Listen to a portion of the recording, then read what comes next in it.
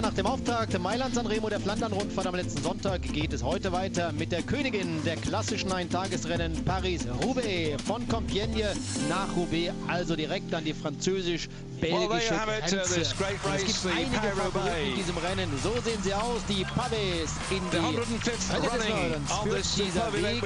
Und wir haben in den letzten Jahren immer wieder gekämpft. Oscar Freire, Sieger bei Mailand Sanremo heute. Winner of this classic race in 1984, 1987, and was second in 1985. 259 kilometers, that's 162 miles in English money. 28 sections of cobblestones that amount to 42.7 kilometers, that's 33 miles in English money. Unbelievable races. We started with 25 teams, 187 riders, and amongst that is the usual suspects from France and Germany and Italy, and amongst them, all the way from Japan, we've got one rider this year.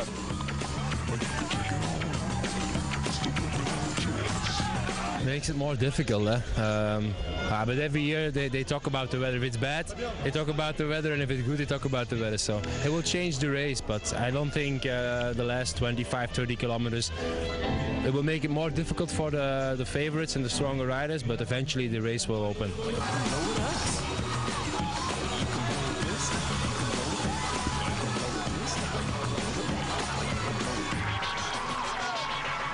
Je pense que c'est du jamais vu, de telle chaleur à Paris Roubaix, mais bon, on va faire avec, on a l'habitude. Well, sorry for problems getting a sound. I think you just hear Philippe Gilbert on your sets at the moment. We're having a few problems here with the transmission, but do stay with us. Donc ça va être difficile à respirer, et puis après ça va être une course de guerriers, encore plus qu'avant.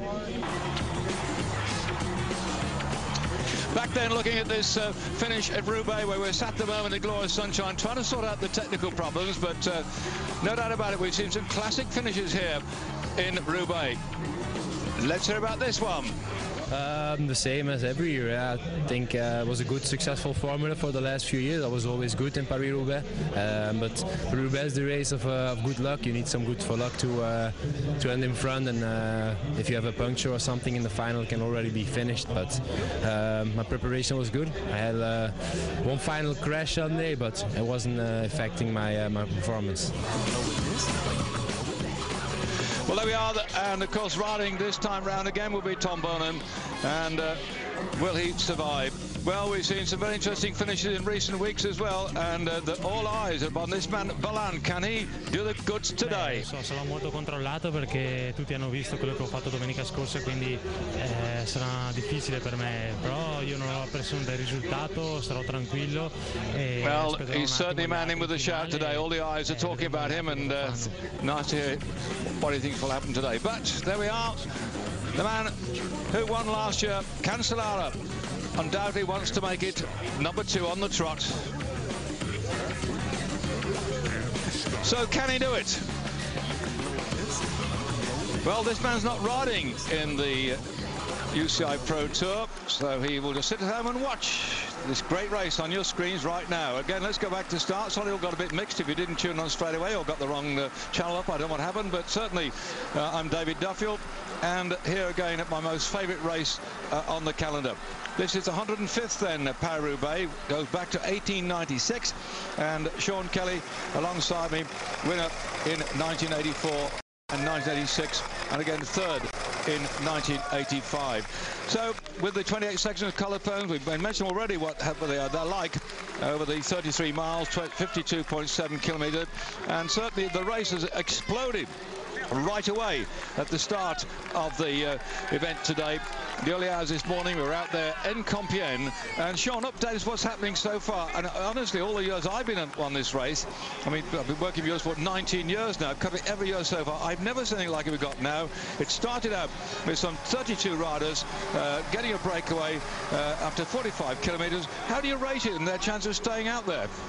Well, of course, there's a lot of talk this year about the race being more open than ever than it has has been in the past number of years, and that is quite true, because Tom Bowen, of course, hasn't produced the results of previous years, and certainly of last year, and also his team is not riding as well. The Quick Step team, they're not controlling the races as well, so that makes it certainly more open. And I think the answer to that, 32 riders going up the road, which is a very big number of riders, so a lot of teams were with the idea this could be a danger one, a long breakaway could go a long ways, and they were prepared to send men up the road, and everybody was represented almost, except for 3 teams who had nobody up there: Chocolate, Jack, Sonia Duval and Lambeau Credit. They were the only teams that had nobody. But they were small teams, aren't they, Sean? I mean, what strength have they got to chase? Well, that is the question. You know, they are certainly one of the smaller, a number of the smaller teams. Sonia Duval, of course, they don't really have any big rider for this sort of event. So, you know, they didn't send anybody up there, weren't able to send anybody up there. But it's interesting to see that the other teams all had somebody up there to represent, and that tells you that they were with the idea as well that the race is more open this year. But will they stop chasing until such time as their riders in that breakaway group come back? And some of the riders up there, with all due respect, and we'll run through the star riders now. I mean, to read out the whole lot will take us some time. But looking in that group, first of all, as far as the Brits are concerned, we've got Roger Hammond up there at the moment. So presumably the teams with good, strong riders up there may not do much to chasing, as we're seeing a little problem on our screen right now. But we'll try to analyse that. It looks like, again, Credit Agricole here is in trouble. Sean, is that right? Oh, yes. It is, because there's Credit Agricole number 2 man, the real strong boy there. It looks like he's having a bit of trouble to get back up. I don't know who's had the problem there. Yeah, Bodrogi, he's a strong man, isn't he? The national champion. And they're all going. The whole thing about this race, you just come in from mowing the lawn or doing what you're doing on a Sunday afternoon and just switch the old telly on, because gorgeous sunshine here, but you may not be watching the telly all the way through, but do stay with us. There's no doubt about it. This is the most hectic race you'll like to see on the screen, and certainly the punctures, the getting back into the bunch, the chasing which goes on, and even all the favourites have to have their best riders round about them. At the moment, they're very fragmented, no doubt about it. Bode there going back to help Bodrogi, who's riding for Tor Hushford, by the way, from the Credit Agricole team, who's also got Julian Dean in there, the New Zealand rider. So they've got a strong squad, but they've got to get their act together. And on these short roads, small roads, Sean, how the heck do they get their act together? Well, that is Paris Roubaix, of course. It's, you know, it's one of these special races. If you can get through without having too much mechanical problem, and then, you know, you're in with a chance of being up there. So it's always about the look in the race, and this one you certainly, you know, need to have luck on your side to win it. And when you have a puncture, of course, if it's at a very important moment, it can be, you know, it can be a wiping out of your chances of the race. So, but it's early days yet, of course. We see Bodrogi there. There's time to get back. It's really in the last 30 or 40 k's. That is the danger point, and it depends where as well, what section of cobbles. Because if you have a puncture at the wrong moment or a mechanical problem at the wrong moment on the wrong section of cobbles, well, then that can be the race over for you.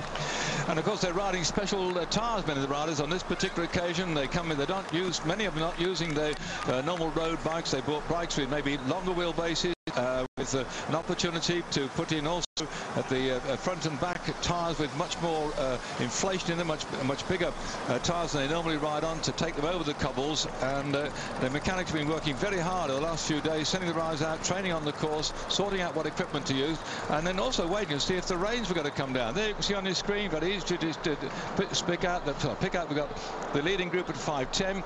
We've got 3 riders chasing at 50 seconds, and you can see there the countdown going on your screens. 110 kilometres to go. It's about 66, 67 miles in English money.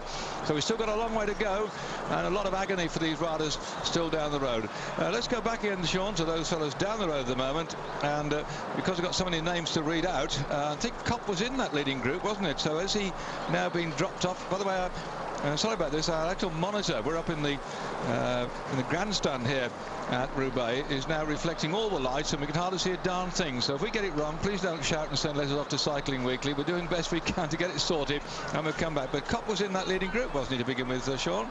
Yes, he certainly was. He was one of that 32-man group, and he actually, you know, seemed to be in problems. We had, of course, the rider up front, number 83, which is Ralph Grabs from the Milram. He went away from this group on a section of cobbles, and we had a lot of riders losing contact because there was Clea Baguette from Scale, Robert from CSC, there was Portal from Case de Pank. They were losing contact, and you know, some of them had mechanical problems, other ones just weren't able to follow the pace of the 32 riders up front. But when you look at the riders, as you said, David, you know, we had some very good names. Stuart O'Grady was up there from the CSC team, so you know, Tossato from Quickstep, Franzoy from Lamprey, De Groot from Rabobank, Hammond, as we mentioned, he was up there from T-Mobile, Tom Steels from Losho, a lot of very good names up there. So I think the teams were, you know, taking attention certainly for this long breakaway, and a break maybe that could succeed at the end. Everybody was really, you know, out for watching that.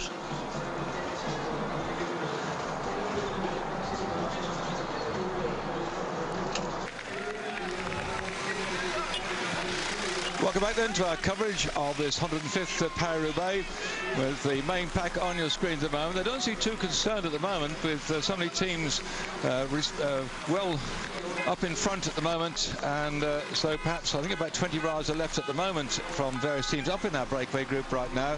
So the main pack doesn't seem to be too bothered. Gorgeous, wonderful sunshine we've got here, but the amazing thing is that we've actually got one rider now who's got 50 seconds lead on with 107 kilometres to go, and I just can't understand and comprehend, I know that Sean could put me in the picture, what on earth is he doing going up from this nice group of some 20 odd riders out of the 35 that were out there at one time on his own like this? Would that be instructions from his team manager, or is he just doing it because he wants to, you know, split this up? It's a rather large bunch, isn't it, at the moment? They don't seem to be sort of driving that hard. What was the gap last we had? It was just about, what, just over 4 minutes, or just going to 5? Yes, it's a bit of a, you know, a crazy solo run out there, because when you look at the distance to the finish, to go out on your own, it's just too far to do that. And when you see, you know, our rider grabs out front, you ask the question, what is the tactic, or who is deciding on the tactic? But when you look at the breakaway of the original 32, they're certainly not riding at the moment.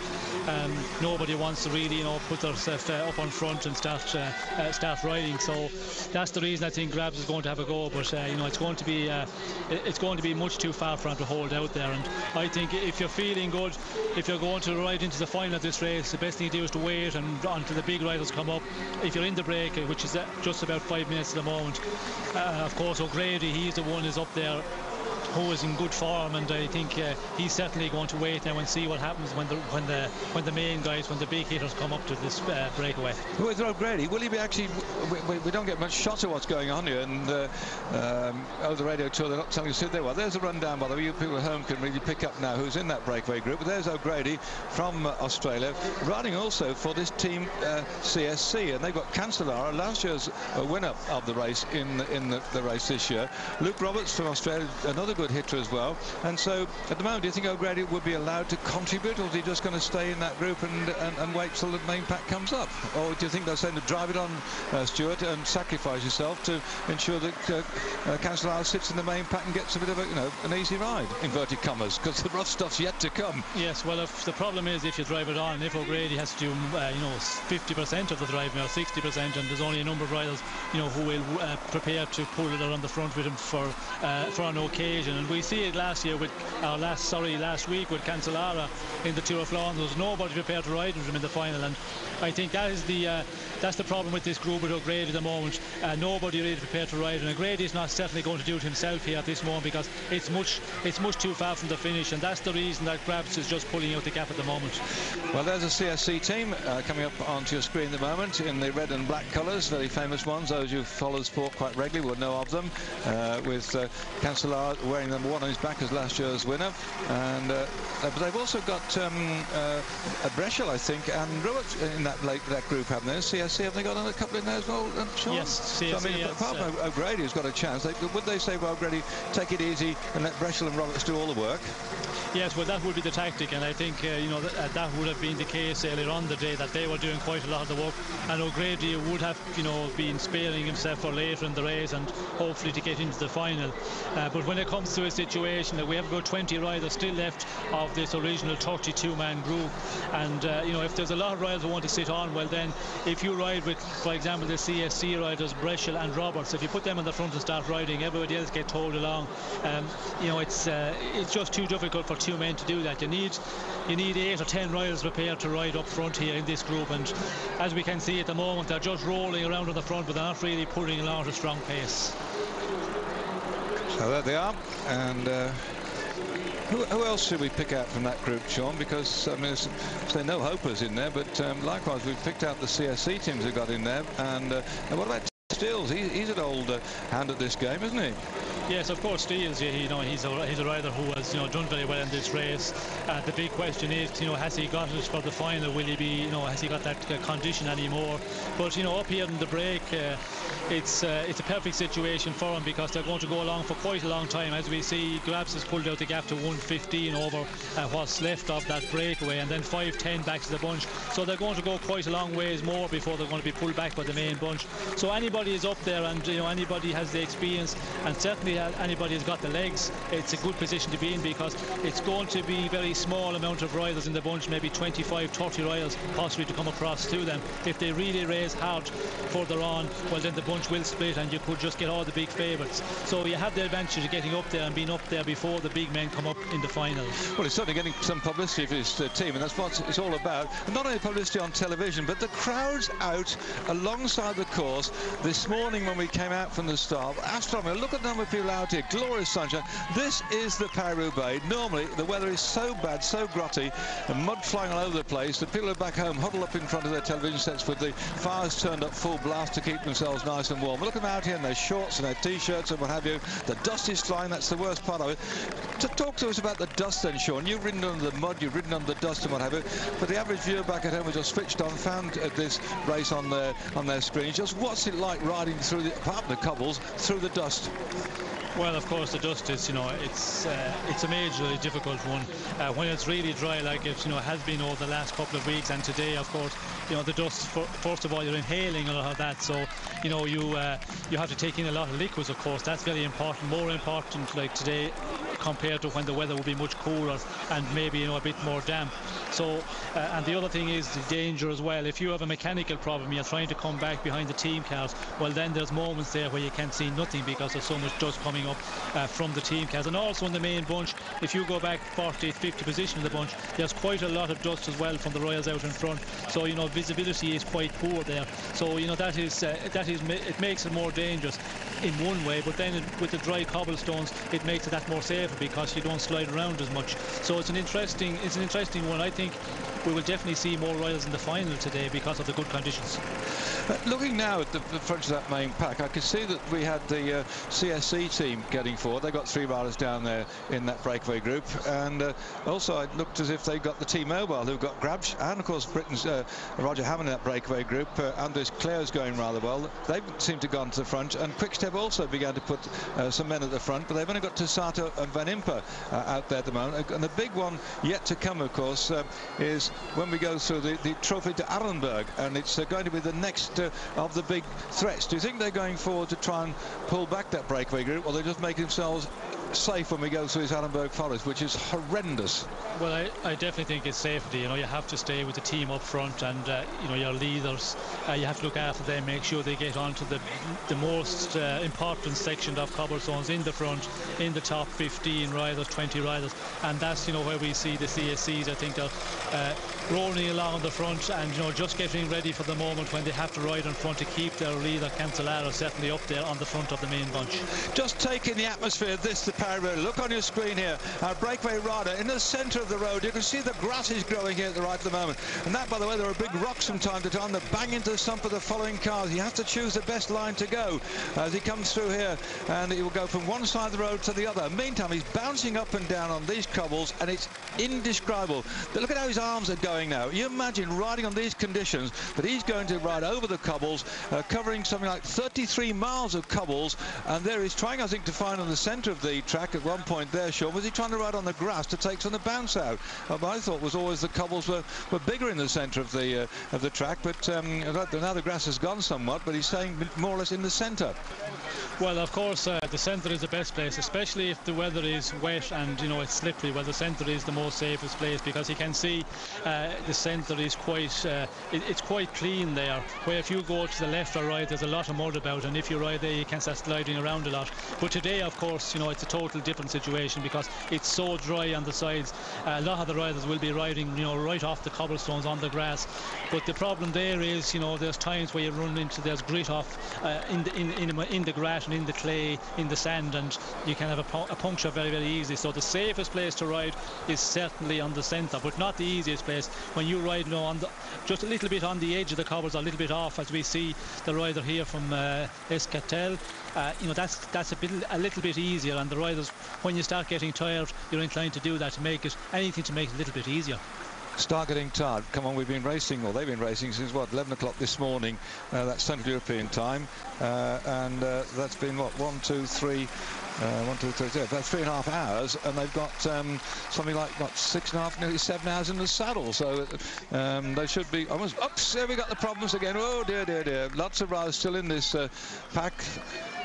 Trying to take the shortcut, and I think there's a cobblestone of its own on the side of the road then in that particular, something obviously a blockage which has caused a coach. Yeah, and he's suddenly found himself in top gear, nowhere to go.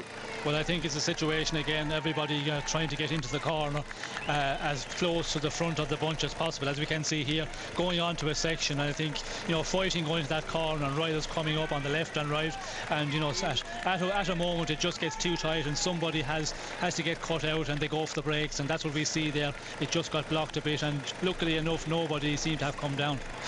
Right, and we got the big Arenberg yet to come. I'm not quite sure, Sean, from when you were racing, has the Arenberg now got a bit more in front of it than it used to, or did you go straight into the Arenberg as the first major section?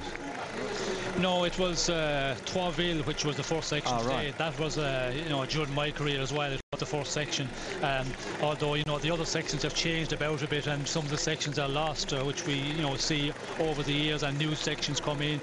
And this year, I think, is it number 13 is a new section which they opened up there, and which they unveiled really. I think they called it christened it sometime over the past number of weeks. Well, number 13, it may be unlucky for some. Keep your fingers crossed for these riders don't have the misfortune to puncture. But the team cars are way back down there, by the way, and you can imagine when the problems come. So here you can see on the screen what the gaps are, as we now got less than 100 kilometres to go. In English, there's just under 60 miles left for these riders, and a heck of a lot of the cobbles yet to come. We've only just gone through, I think, with the 19th section of the 28 sections in all.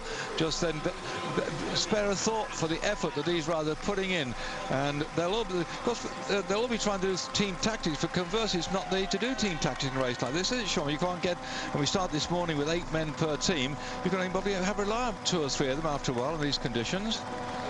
Well, that's the important thing, to keep as many teammates as possible as long into the race as possible. It's a major importance, because it's not just that they have to ride on the front and maybe close down gaps, but mechanical problems, because as you go further into the race, if you have a number of teammates up there, 3-4 teammates, that's majorly important.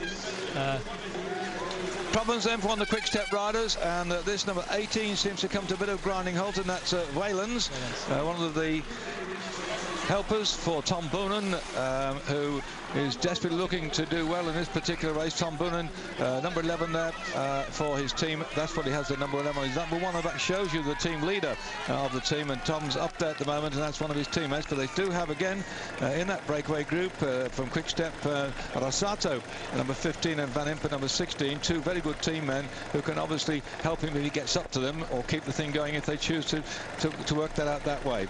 But they've been keeping that gap, Sean, looking at the time scale so far, around about this sort of 5 minutes thing all the way through. Will that be the tactic? How do you see what's going to happen now? Well, it's very difficult to know what tactics they're going to use, because with the riders they have up there and some of the names the bigger teams have up there, and as you said, the quick step team, they have Tossat and they have Van Imp up there. They're really not going to ride and chase this one down, so we could see a lot of tactics, cat and mouse, who's going to really take up the chase here.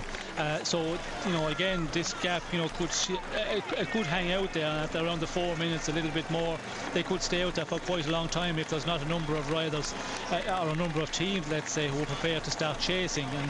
But in this race, of course, as you go onto the cobbles, each time it speeds up, and we see it there before this section, a big flush of riders at the front, and the speed goes up automatically, and that's when the gap comes down, although the peloton's still over 5 minutes down, which is quite a big advantage at 97 k's to the finish.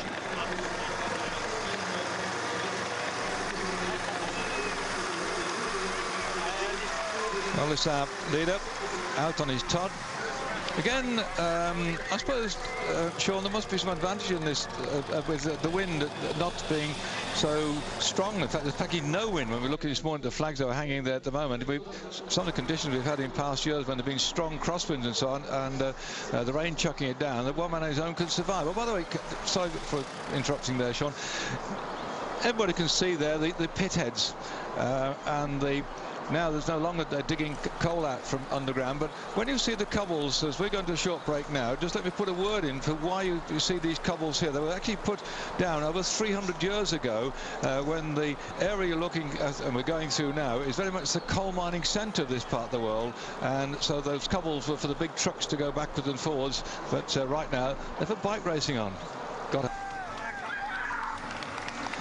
Welcome back as we are approaching one of the most important sections of the race, going up through the Arenberg forest, which, as I mentioned earlier on before we went to the ad break, this is where the centre of the coal industry from this part of the world was situated, and that cobblestone path that they go through, that's where the old carts used to go backwards and forwards, and it's been preserved. It's a national monument, really. In fact, you can't go and drive cars any longer, and they put gates across the front and back to stop the public going through. They actually went out training on this particular part of the course, and here we are. See, look at that. They've got 1, 2, 3, 4, 5 stars to show the degree of drama, I suppose it would be the best thing to say, but certainly the degree of danger, I would put it that way around, because we've seen so many people come off in the Arenberg forest in the past. In the old days, the spectators used to be without any barriers, but now they go through. We're going to the first 200 metres or so of barriers on one side, then it goes to the public on the other side,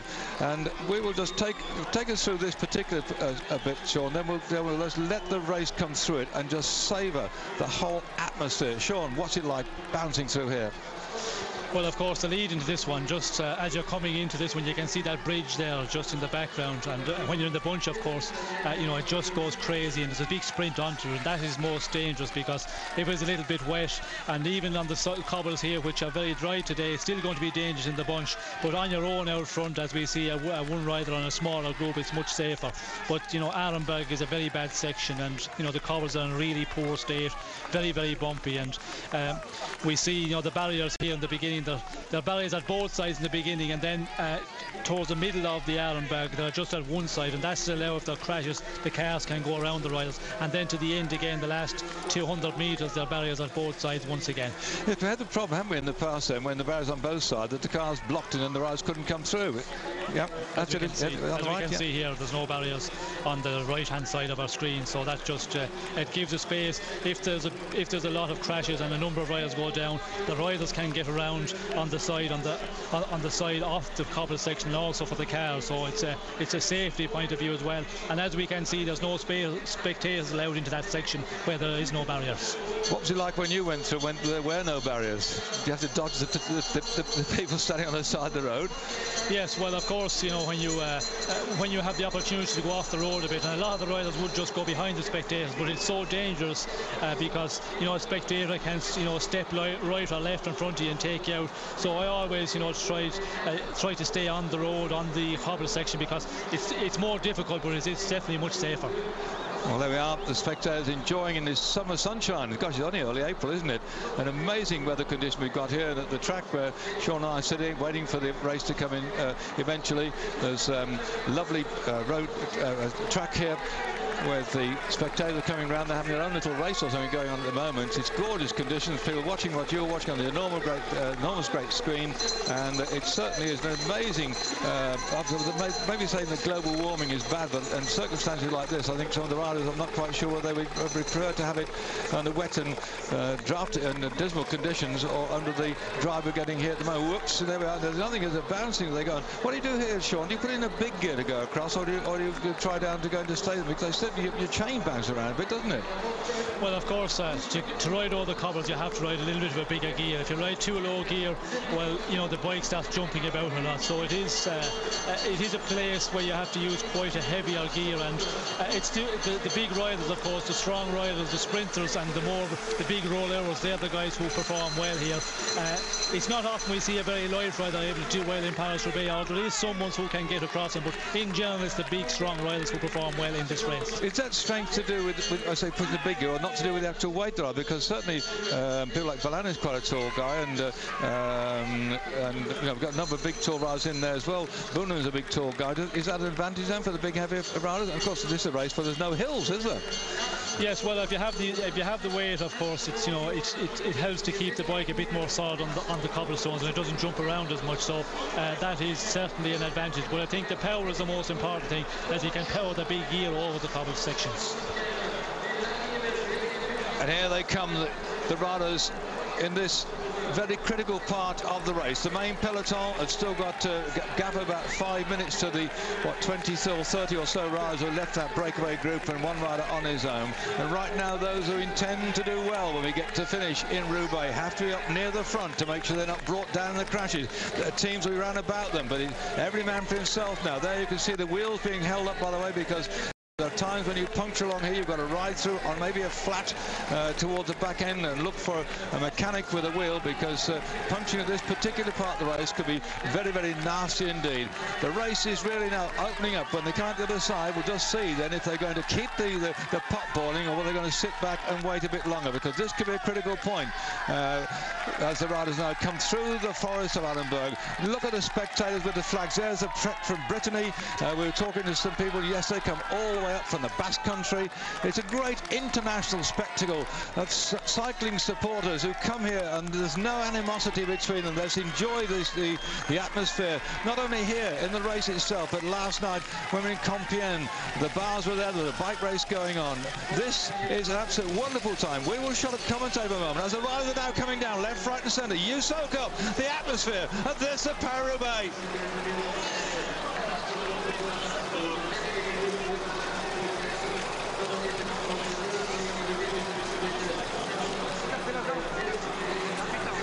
The danger which happened at the back. The riders looking for support, but the cars are way behind. I think most of the riders that came down were at the back, as our cameras will go back up to the front of the race with the motorcycle picking up the leaders. And these are certainly the tail enders of the race. And they've got a big job to do if they keep the pressure on at the other side of the forest to get back in the race. Sean is checking some of the numbers here. I don't think we'll like to see many of the top riders in this group coming down, because these are the tail enders who are trying to work their way through. When I say tail enders, they've got a job to do later on to try and bring it back together. They'll be fetching and carrying the drinks for their men up in front, because there's no way the team cars can get up there all the way through. Back up to the front of the race at the moment. And we see there, actually, it was a puncture. There was a rider, two riders from the same team. It looked like a CSC, but maybe it was the Chocolate Jack riders, and they were to the left-hand, or the right-hand side, sorry, of the road. And you know, the riders coming in the bunch, and it wasn't that far back in the main bunch, but you know, it just upset some of the riders, and they started. One rider went down, and just after that, there was many riders went over the top, and it's just because of the mechanical problem. Riders trying to change wheels between teammates. But also, how can you get the brakes? So many of them seem to be having their hands in the centre handlebars to minimise the bouncing up and down, Sean. Well, of course, if you're on the limit and you know, you're in 40th or 50th position in the bunch, you're struggling. You know, before they come on the cobbles, of course, it was a big sprint here, and you have to make a big effort. A lot of the riders are suffering at this point, and you know, not able to react when the crash occurs. As we can see here up front of the bunch, Bonin is very much the front right from the beginning. We see him coming onto Allenberg. He was in the front. and it looked like Host was also up there with him, but now Bone has been on the front for quite a while and just setting the pace.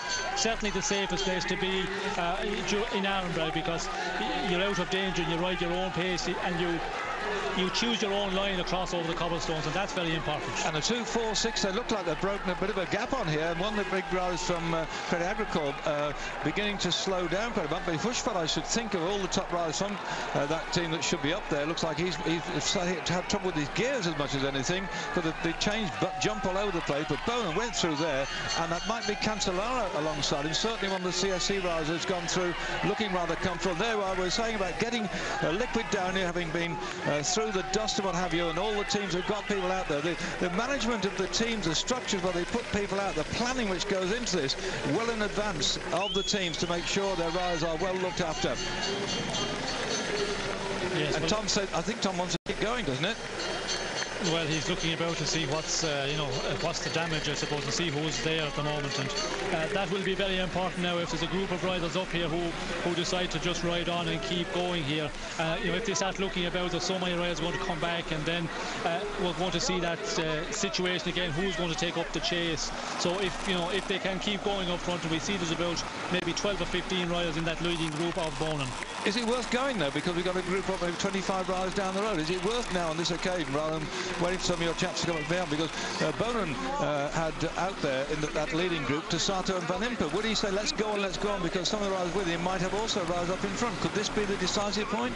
Well, yeah, sometimes if you have enough of the big favourites up there and they're prepared to ride, well then that group will go on of 10 or 15 riders. But if there's some teams who maybe haven't got somebody up there, they're definitely going to chase from behind. And also the situation, this time round we had that big group out in front of 22 or 24 riders all the time. Other teams going to start saying, well, we've got somebody up there, we're not prepared to chase. So that will definitely be an interesting tactic to see what will happen in the next number of kilometres. Welcome, dear viewer. We're going to have a commercial break. To this, the Paris Roubaix, the 105th running of this great race. It's come through that Annenberg forest, which over so many years has been quite critical in forming the whole pattern of the race. They've still got 89 kilometres yet to go, as they'll try and regroup or kick the hammer down. We shall see as we go to a short break. Do stay with us. There's a lot of action yet to come. Coming up in Eurosport next week, the battle of the bulging biceps. On the road to Beijing, it's the European Weightlifting Championships. The thrills and spills of MotoGP with the high-speed corners of the Turkish Grand Prix. And the shootout at the Crucible with the opening frames of the World Snooker Championship. The Weightlifting Europeans, MotoGP, and the Snooker Worlds, all coming up live next week on Eurosport.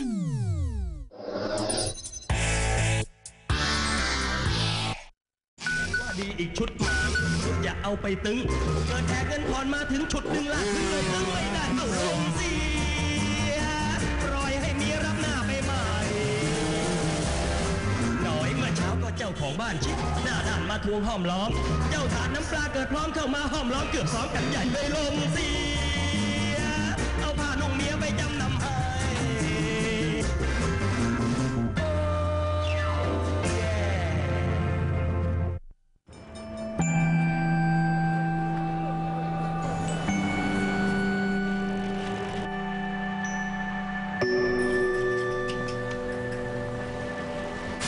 You may not see us, but at Veolia Environment there are 300,000 of us managing water supplies, energy, transportation services and waste.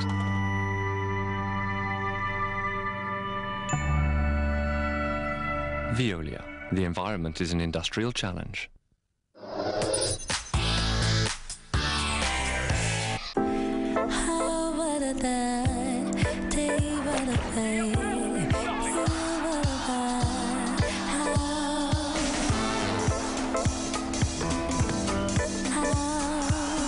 The prestigious US PGA Tour, Wednesday night on Eurosport. Golf US PGA, brought to you by Zurich, because change happens. The Wednesday selection is brought to you by Rolex. They're live on Eurosport today, the Paris Roubaix with Tom Boonen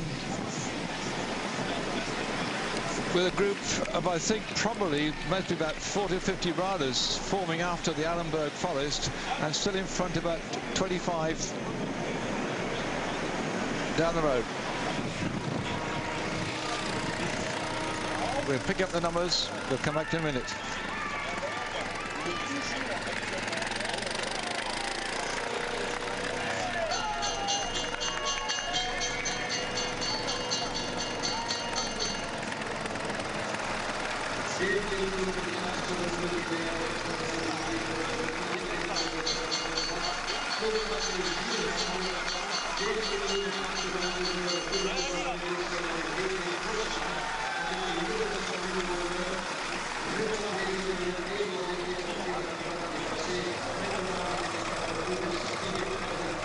Still writing down the numbers. Come back in a minute.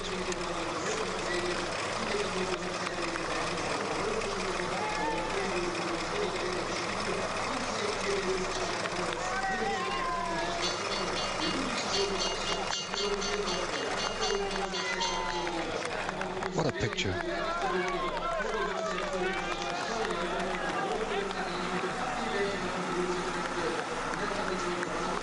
Well, I think we had a little bit of break there to make sure, because coming on Radio 2 we get the list of riders which they put out and comes on our headphones in French, and both Sean and I writing down as fast as we could do all the numbers and names, and we'll come back to you when we sort of make sure we got them in some sort of order, but and then Sean will identify and analyse what the heck we've got out there at the moment, because it has been quite hectic. If you've only tuned in, let me update you while we update our records here. What happened since we started this morning. We did in fact have a breakaway group quite early on. Well, 45 kilometres may seem, but over 20 odd miles, 25 miles, a lot to you back at home, but nothing out of the whole distance they're going to do today when they're going to do 259 kilometres, 162 miles.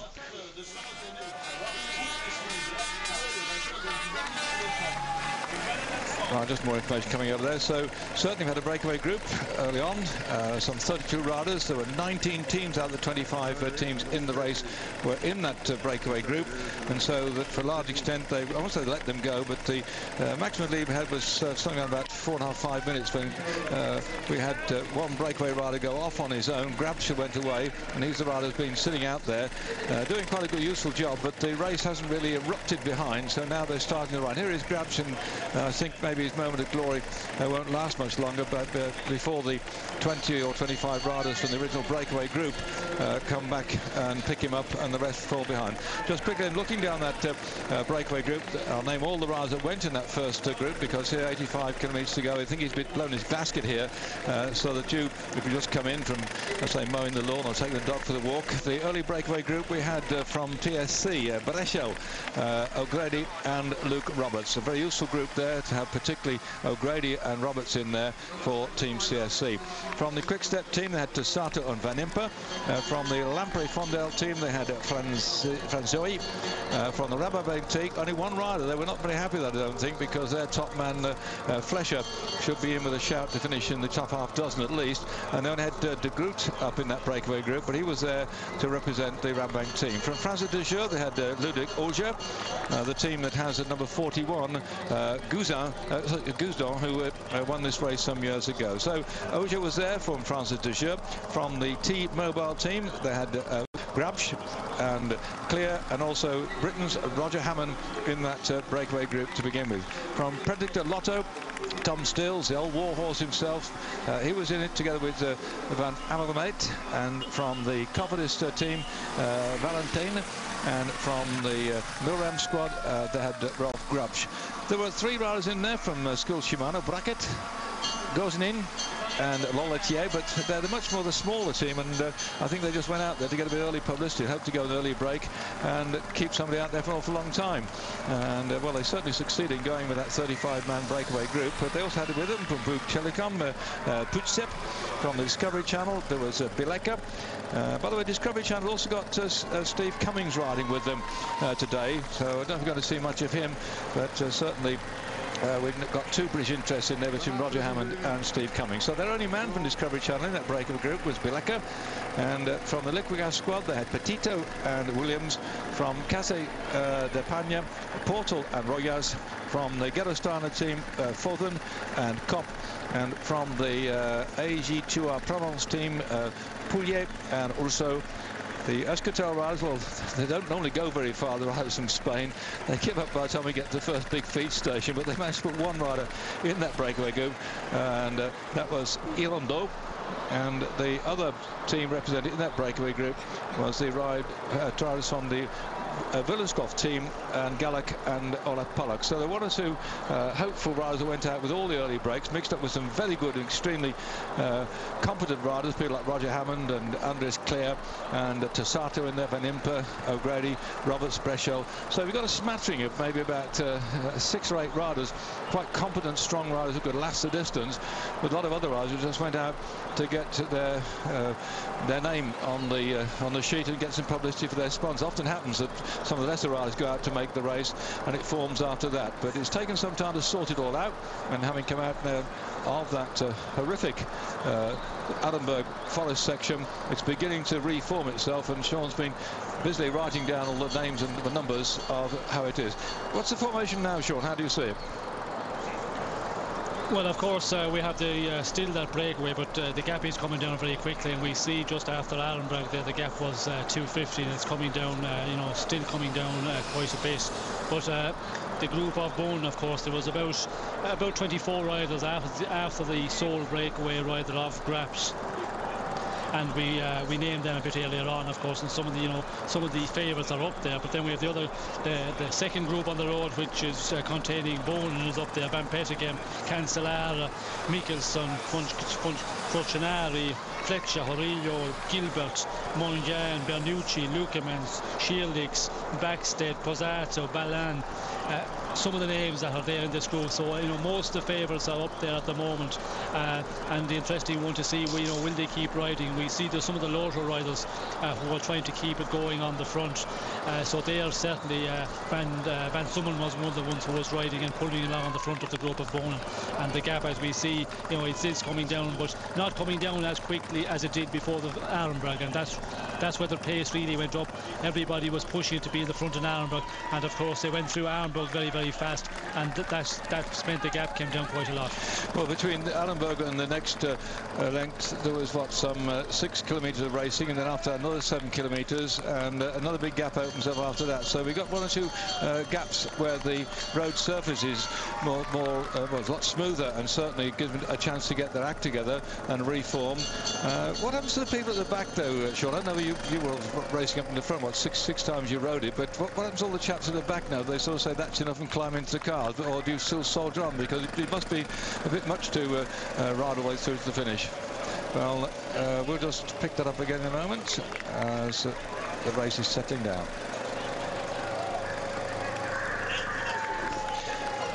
Kopp at the moment, and a big group forming behind him right now, and well, it's a very industrialised part of the world, as you can see here, but there's no doubt about it. The industry being put in today is the efforts of these bike riders in this 105th Paris Roubaix, and certainly the cobblestones have taken their toll going through the Allenberg Forest with one or two riders. I don't think we're going to see much of them, but again, the top riders are up near the front, and they've got, I think, a fair number of their supporters round about them, so the teams have reformed. And of course, when you're working your way back through, you've got to go through a great concentration of team cars, motorcycles, and a whole entourage. There's no other race like this. I know that they're trying to actually have a sort of version of this race out in Great Britain at the moment, but it's tradition as much as anything that we've got here, because this race dates back, as they're forming here, and Sean's going to sort of analyse what's going on, because I think the leads come on at the moment. It dates back all the way to 1896 with Joseph Fisher. And very interesting, amongst the early winners of the Paris Roubaix in 1897 was Maurice Gallin, who became the first man. Oops, Tom Steels, well, he was in that breakaway group early on, so I think he'll just now sit back into the main pack. Maurice Gallin won the race in 1897, and he won it again in 1898, and Garin was the first winner of the Tour de France. So you can see the selection and the history going on here between, or the similarity between the Paris Roubaix and the Tour de France for the great rise of those days. And interestingly, in 1899, Albert Champion, or Champion if you like to put it that way, he won in 1899 this race, and it was people all cobbles in those days, single speed gears, and they used to ride all the way up from actually starting in Paris and going all the way to Roubaix. And on that occasion, Albert Champion won. He went on to found the great Champion Spark Club business when he went off to America, and they did what, 268 kilometers in that particular occasion when he won it. So it's got an enormous history about it, and what happened over the years, and I'm sort of putting the background now as it's reforming in case you're switched on and can't understand why it's going from cobbles onto smooth roads, is what happened. They were originally on cobbles or even dirt roads, and they would go straight up from Paris to Roubaix, covering 280, 290 kilometers, and progressively as the road surface was being re-tarmacked, the cobbles were just disappearing, and the whole tradition of the race began to lose its emphasis. And so I remember Peter Prost won it in 1964 with the fastest time ever over the race. I think he was the last one to ride the straight through route, because after a while they began then, as the roads got smoother and the race got faster, they then decided to try and find some of the old cobbles and go from road surface, nice smooth ones you see here, back to pick up some of the old cobbles, which are nothing more than farm tracks to a large extent, to preserve the history, the traditions of the race. So there's nothing else really like it, and in fact there are sections now of this course which are not national monuments. They can't in any way dig them up and put tarmac on top of them. They've actually gone progressively through and made certain sections of the cobbles national monuments, which means that there's no way in which the developers can surface the road and make it like a smooth racetrack. So it's quite unique that the French have done that to have this race, and quite honestly, Sean, they're going back in history and preserving something like this, but riders must really have great apprehension when they come to ride this, because you can't sort of train on it. You don't have other races like that. We saw them on Wednesday picking up a few of the climbs when they came down the Kemmelberg, for instance, but there's nothing else like it. So, I mean, do the riders have great apprehension for it? And what's the riders' attitude to say, well, you've got to ride the Paris Roubaix? They go, oh my God, no, please. Or is it just something that they also want to get involved in? Well, some riders like to ride it, of course. If you can do well and you have a chance of winning it, or doing a good performance, well then you like riding it. But the riders who haven't got any chance of doing anything, they hate to come up here and do it. And you immediately think of the Spanish teams who have been here over the number of years. Kelme and some of those riders who had no chance at all, and they were only going to ride to the first feeding station at Valenciennes or after 100 kilometres. So they were never interested in it. But so it depends on what style of rider you are and what team you're in. Some of the teams, the Belgian teams, of course, the Dutch teams, and the teams who have got riders capable of winning it, it's a great race for them, a very important race in the calendar during the year. But you never really, you don't dream about the race for many months ahead. If you're a big favourite and you can do it well, you've got to get out there and do it, and you're always a little bit uptight about the event because there's so much risk involved. But you just get on the job and you go out there and you try and do your best performance and win it all if it's possible. Is there any special training? I know they went out and rode over parts of the course during this last week, Sean, and even going back 2 or 3 weeks, so otherwise went out just to have a look at it. Is there any sort of different training you do to this other than any other single day road race you take part in? Do you have to sort of start further back to build up your strength or your power, or is it just you take it in your stride? Well, first of all, if you're able to ride all the cobblestones, and that's something you will see early in your career. Of course, the riders who live in this area, the Belgian riders, of course, they are the masters because they have so many roads which are cobbles, and they race over that from a very young age. So it's a bit easier for them, of course. But the riders who come from Spain, for example, and when you look at the stat list of the riders from Spain, there's a few riders who are going to do it very well. Fletcher, of course, is one who springs to mind immediately. He's had some very good performances, great performances. So you can see that. And I was just talking to Jalabert yesterday, and we were talking about the race.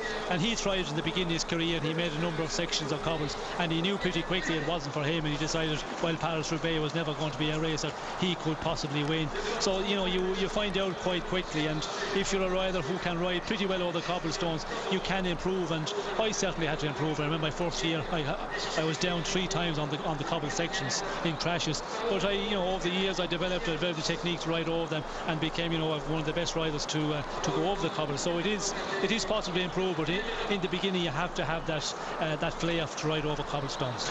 Well, while Sean's putting the background of what it's like over the years, you've seen the race now is reforming after we had a breakaway group of some 35 riders, and it's beginning to take some sort of form before we hit the next lot of cobbles and the pressure goes on again.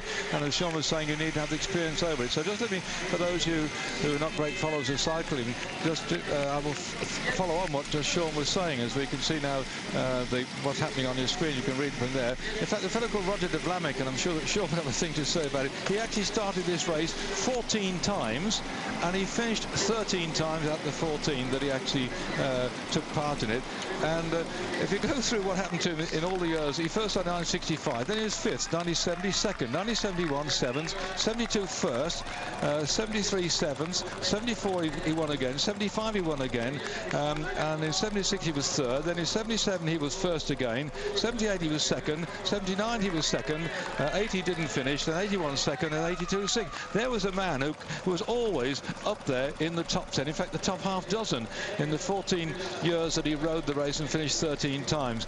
So there you are. Duca Lassalle, by the way, whose son is riding in this race, he actually had 17 starts in the race and 15 times he finished, and he won it on 2 occasions. He was 2nd on 2 occasions, and he was in 3rd spot on no less than 3 occasions. Jan Muzoba, again, 14 times he rode the race, finished 14th time. He won it 3 times. He was 2nd once and 3rd on a couple of occasions. So it just shows you that there are certain riders who are, I would say, born to ride the cobbles, but and obviously you can get involved with the training over them, but you have to have that style, the guts, the determination. And you can look on your screen now, these riders, not only we're talking about the champions that win the race, but in there are team riders who have to ride with their team to protect them in certain circumstances, to get them back if they puncture, to give them a drink if they're getting thirsty, and to just make the race and close the gaps and things like that.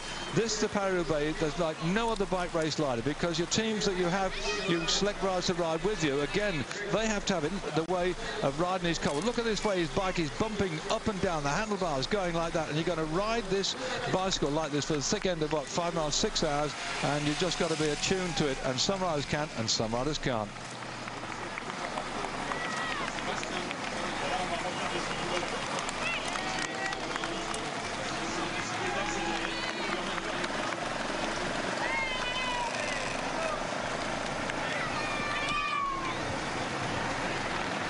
One minute 20 seconds, I think, is the gap at the moment. Coming out of the headphones, it's coming at 1:54. It says now with 77 kilometres to go. Seems to have taken a bit of a shape at long last, Sean. Yes, it certainly is, and we can see the pace has been up to get in this group of Bone and Cancellara, Balan, and it's definitely coming down once again, 150 at the moment. So, and up front, I think they've realised that they're not going to go really any further into the end, so they're decided to. Welcome back, and whilst you've been watching the advertisements, which in true, but we need them because they pay the bills, and whoops. We've been speculating myself, Sean, about what happened to Thor Hushovd, because the news is coming over that he's going backwards while the rest are going forwards, and certainly through Allenberg I spotted his green and white jersey, the Crédit Agricole jersey, which I thought was him in trouble. We're not quite sure if it was or wasn't, but seemed to lose a lot of ground suddenly, and one couldn't understand unless he's got sick or what happened. But how would you read it, Sean? I mean, you probably didn't quite see what happened there, but you think it could be another rider? Well, difficult to see in Allenberg. It was a long shot we see there, so but it is possible it was Hushovd. But you know, losing time at this moment is not normal for Hushovd, because he's a rider should be up here, certainly in the group of Bone. He should be able to follow that group, Cancellara and Co. So surprised to see him that far back, and maybe it was a mechanical problem we had, because the rider we see in our shot, he was Brackstead in trouble. I thought it was him. The big body of Brackstead came to a halt then. I think it's a mechanical problem. He looks like he's getting a back wheel put in now. I'll come back to the chat with Magnus we had yesterday. Let's just wait for him to get back and see him coming back. The big Magnus Brackstead then, past winner of this race, and we'll talk in just a moment about what the problem he's been through. Let's concentrate and see if he's getting through and how he comes back. The speed doesn't look too high at the front though, Sean. How do you read it? Well, depending on when this next section of cobbles is, and that is the biggest problem. If you go onto a section of cobbles, you know, in the cars, it's a big problem today with the dust there. To get back into the group that you're originally in can be difficult because vision is so poor in the cars. It's very, very dangerous. So if you can, you know, make it back into the back of the group before you go on to the next section of cobble cones, that's very important. Well, this is section 15.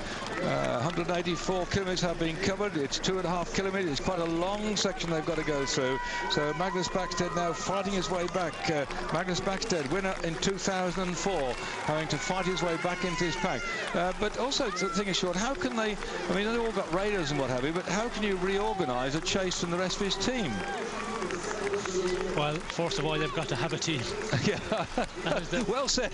That is the, you know, the most important thing, to have riders in the group. For example, if you have a mechanical problem, like we see Backstedt here, if there's riders there who can come back for you, domestiques as such, because, you know, Possato is definitely up here. He was in this group with Backstedt and Bonin, and he's definitely not going to come back because he's one of the big favourites. So it looks like, you know, that Backstedt's going to have to make his own way back, and you know, he's not too far off the moment. You can see he's coming into the car, so it shouldn't be any major problem. So he has to get back through the car before they hit the cobbles. Well, it's the best way to do it because it's much safer then. If you're in the cars, as I said, with so much dust, the cobble sections being so dry this year, it's really dangerous in between the cars because, first of all, the cars slowing down. You have difficulty seeing the cars in front of you, and also the team directors behind. You're always a little bit scared that the team directors will not see you in the cloud of dust.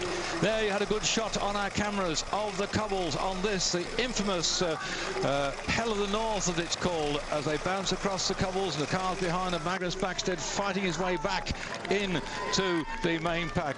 He had Petito and Williams in the break early on, so he could have a couple of teammates up there to come back and help him, provided that the team management says yes, go back, but they may be more interested in hanging on here because the difficulty the team has got. I mean, Magnus had what, second or third place in the Circuit of the South just this last week, so he's got 4 months shorter distance races, and I think he's only raced 3 times this year. And by the way, can I now put out, and I'll repeat it later on, there's a nasty rumour going round in the press, the French press, that Magnus Backstedt is retiring after this particular race. It is not so. He is going on. I spoke to him about it yesterday, and he said, David, please put out the fact I'm going on riding, I'm feeling fit, I've been training well, I've been racing well, and I intend to go on. And I know out there alongside the course, his wife and his 3 kids are also waiting to give him encouragement as the race goes through. They stayed further up the course last night, but Megan, Eleanor, Zoe and Jane are out there watching him come through. We're hoping perhaps to try and get Megan up here into the commentary point. It's very difficult in the Paris Roubaix to get people up to our position where we're sitting alongside the finish line, up in the gantry more or less of the football stadium, which is here in the centre of the track. So for Megan and Eleanor and Zoe Jane, if they saw that on television, if they're probably anywhere around, they would have felt for Magnus now fighting his way back. But I can tell you and guarantee to you, he's going on riding, he's not giving up, and courage mon ami. And of course he's worked with us on Eurosport from time to time. He's not riding in the Giro d'Italia this year, so we might be able to get him to say a few words on that, but certainly on the Tour de France, when he takes part in that, we're all roaring for him. And of course he's going to be there in London when the Tour de France starts. A great different race from this one. I'll shut up while you soak the atmosphere, and I'll come back to the Tour in a moment.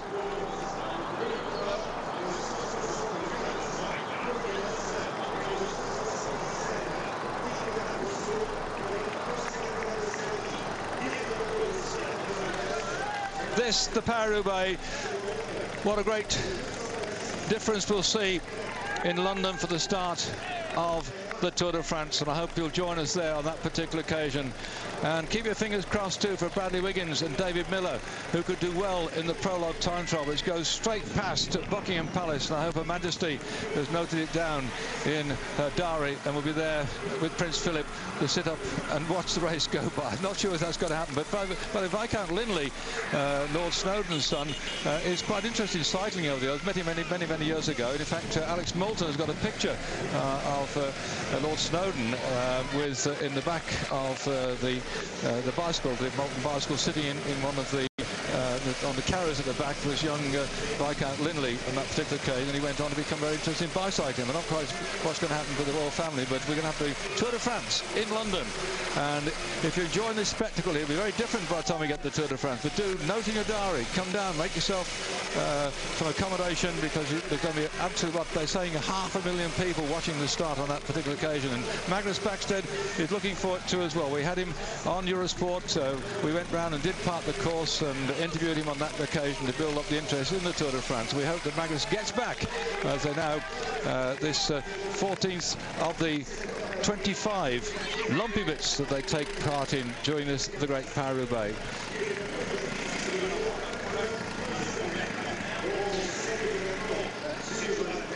One minute and 40 seconds, I think, the gap between our breakaways and the main peloton, which is quite significant in regrouping now.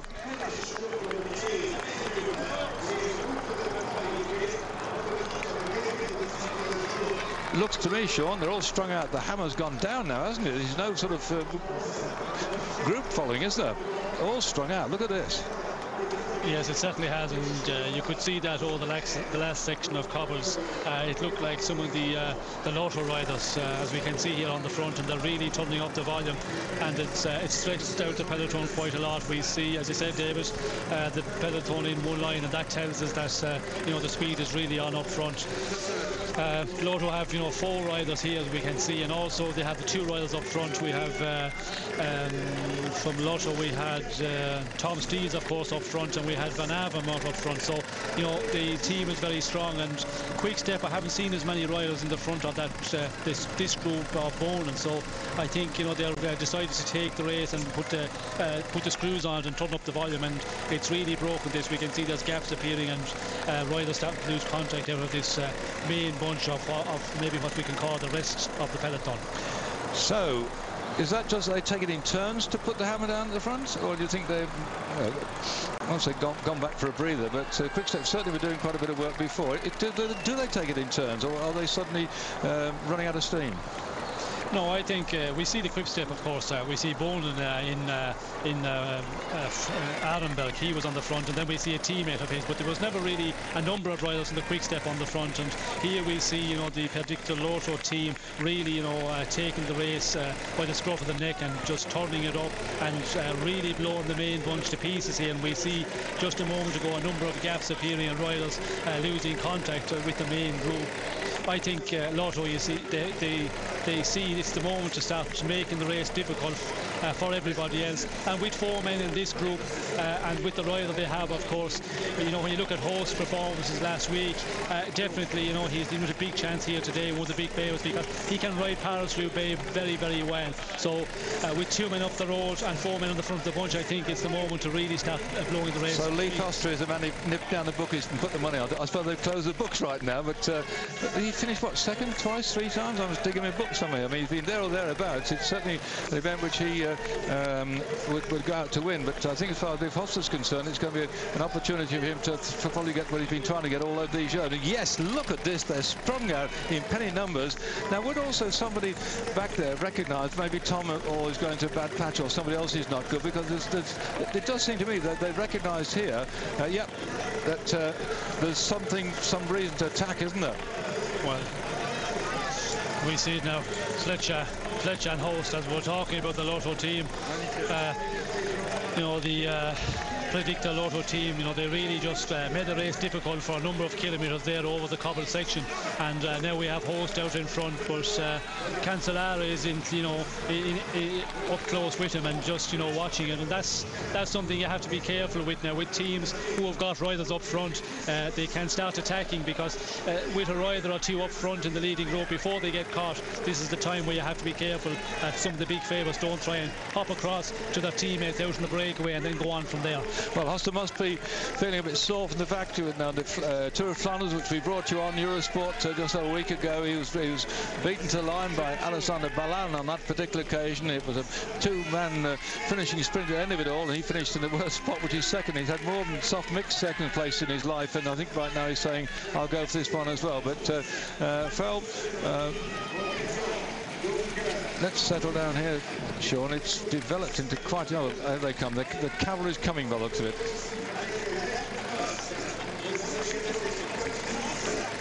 Mickelson at the front. Now, there's another strong rider as well. They're going to catch him. As we see, Bonan is just coming back to the two leaders, Host and Cancellara. So certainly, you know, he's taking attention. Those are two riders you cannot leave take 20-30 seconds, because to close that gap down would be a major difficult one. And we can see here gaps everywhere because of the pressure really turned on, first of all by the Lotto team, then by Cancellara and Host, and Bowen, of course, you know, feeling that, closing that gap to the two riders out in front. It's really split the bunch to pieces. Is his speed at the moment not to sort of regroup and catch everybody else down the road, but is it to try and shell it out? Because it does strike me there's a lot of riders still hanging on in there. So we will find out. We're going to have a commercial break now. We'll get our breath back, and you may do the same thing. Nip out, make yourself a cup of tea, or get yourself a nice fizzy drop of water or something to drink, because it's going to be a very hectic get to come, and it looks like they really have decided to put the hammer down now, and it's getting very interesting. Either it goes complete to pieces here now, or they start regrouping. Find out after this break.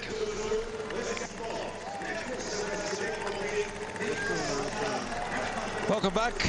Lunch is being served. What a terrible thing to say in the midst of the Paris Roubaix, the greatest bike race in the world, in my opinion. But they really have been ripping the field to pieces since we started this morning at 11 o'clock from the outset start there at Compiègne. And the great gap opening up about 21 riders. We've got a big wodge of riders behind there. Now, whether they're going to persist after they've taken on their sustenance or not, I don't know. But they're going to do the same thing when they go through. But has the race sorted itself out? Are we going to have that 21 riders out there on their own, or are we going to have a regroup from behind? And there's still fragments of riders all over the place right now. This happens all the time in the Paris Roubaix, and we keep getting messages over our headphones about who's there and who's there and who's somebody else. The big news we've got as far as some of the favourites concerned, that Thor Hushovd seems to be having a bit of a bad patch, or something's gone wrong, because he seems to have gone out of the big chase group, disappearing out the back for some reason. So that's him probably having difficulty getting back. Now, whether it's mechanical or whether his legs went or whether he got sick, we don't know. So we can't elaborate upon that, and we're only relying on what the information we've had over our headphones. Where Sean Kelly, myself, David Dufford are sitting in the gorgeous sunshine in Roubaix, on the outskirts of on the edge of the cycle track, which goes around the outside of a football field. And in years gone by, well, you see the sun beating down on these riders here.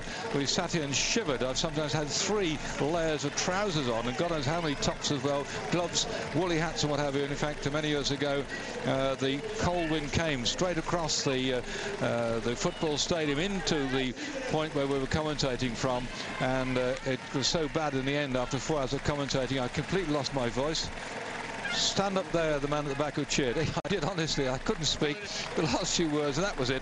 And went home and went to the doctors the day after and I went in there. I couldn't speak at all, and he said, David, you don't speak for a whole week. You split something in your vocal cords, and if you speak, you won't speak again.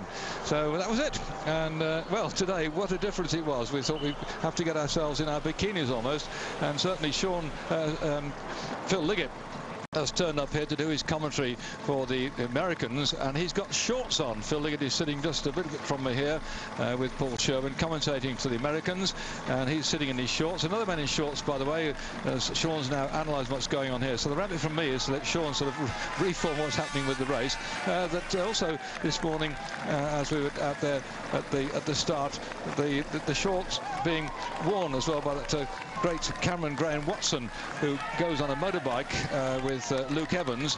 He also had shorts on as well. I've never seen him out there with shorts. And I asked him about that. He said, no, I prefer it when it's wet and miserable, because the cameras get full of dust, and I don't get good pictures because the dust is there. You can see the dust being built up now for the bike riders behind. They're breathing in this dust all the time, and he said it's not the ideal conditions anyway. So he was in shorts as well this morning. Never ever. This is global warming, I suppose. I'm not sure it's good, bad or indifferent as far as bike race is concerned, but it certainly made the conditions on either side of the cobbles much harder, and some of the bits where they've been hammered down and it's just normal surface, normal earth surface, they're much easier to ride on. But in the old days when it's muddy, I don't think you wanted to ride much on the edges of the cobbles, because it was very difficult to A, stay upright, and B, your wheels dug into the down this shore. And I've seen the bottles flying all over the place.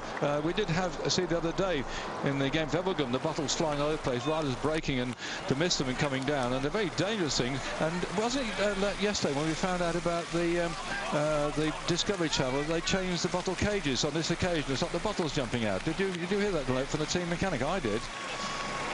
Yes, I certainly did. That's something which is pretty normal in the teams where they change the bottle cages. Of course, they have the plastic ones which they use all during the year for the normal races, but on this one you have the steel ones, the old type they called them last year, was the mechanic's word actually, and they are better because you can bend them and make them very, very tight, and it helps that you do not lose your bottle. And today it's more important again, because if you lose a bottle today and you go 15 k's without a drink, well, with all that dust out there, you can pay for that in the end. So it's really important that you keep getting in the liquids all the time. And also, when looking at Discovery Channel, we saw the bikes there ranged up along the side, and they said in fact that the Trek bikes they've actually had them this time round with slightly longer wheelbase, more room at the back actually, so to get the big fat tires if necessary. And the same thing with brakes. And we went and looked at a particular rider whose name shall be not mentioned, where he actually changed his brakes and filed off the name of them because the supply of the brakes are much too narrow for the fatter tires to go in. Fortunately, we haven't had the problems we've had in previous years when the amount of mud that come in. In fact, I think this rider on the front looks like he's riding centre pull brakes as well, because that's happened in the past when they would ride with centre pull brakes, so that the mud would come over the front forks and wouldn't get into the front of the wheels, and because of the thin cables work on the centre pull brakes. But everybody has a different idea of what they're going to do. But that was quite interesting, wasn't it, to see how they're making more space. In some teams we saw, there was practically no space between the tyres and the frames. That'd be also trouble, wouldn't it, if it rained? Yes, that's true. And the T-Mobile bikes I was looking at this morning, there was quite a few with the cyclocross style of brakes, the centre pull brakes, which gives most clearance, much more clearance of course when it's bad conditions. But today that's not a problem at all. There's going to be no situation like that. And we see a number of bikes as well, they're really tight now, and with the on the rear end, of course, it's so tight that when you put on a bigger tyre, a larger tyre, the Paris Roubaix one, it's it's so close. If you get a buckle in your wheel, well, then it can touch your frame very, very quickly, so it's a problem. But a lot of the teams also have changed their bikes at this one. They have special frames made for that. Well, the gap's coming down, and so the peloton's all going to be regrouping. So we're just putting you in picture about some of the things we spotted yesterday and this morning.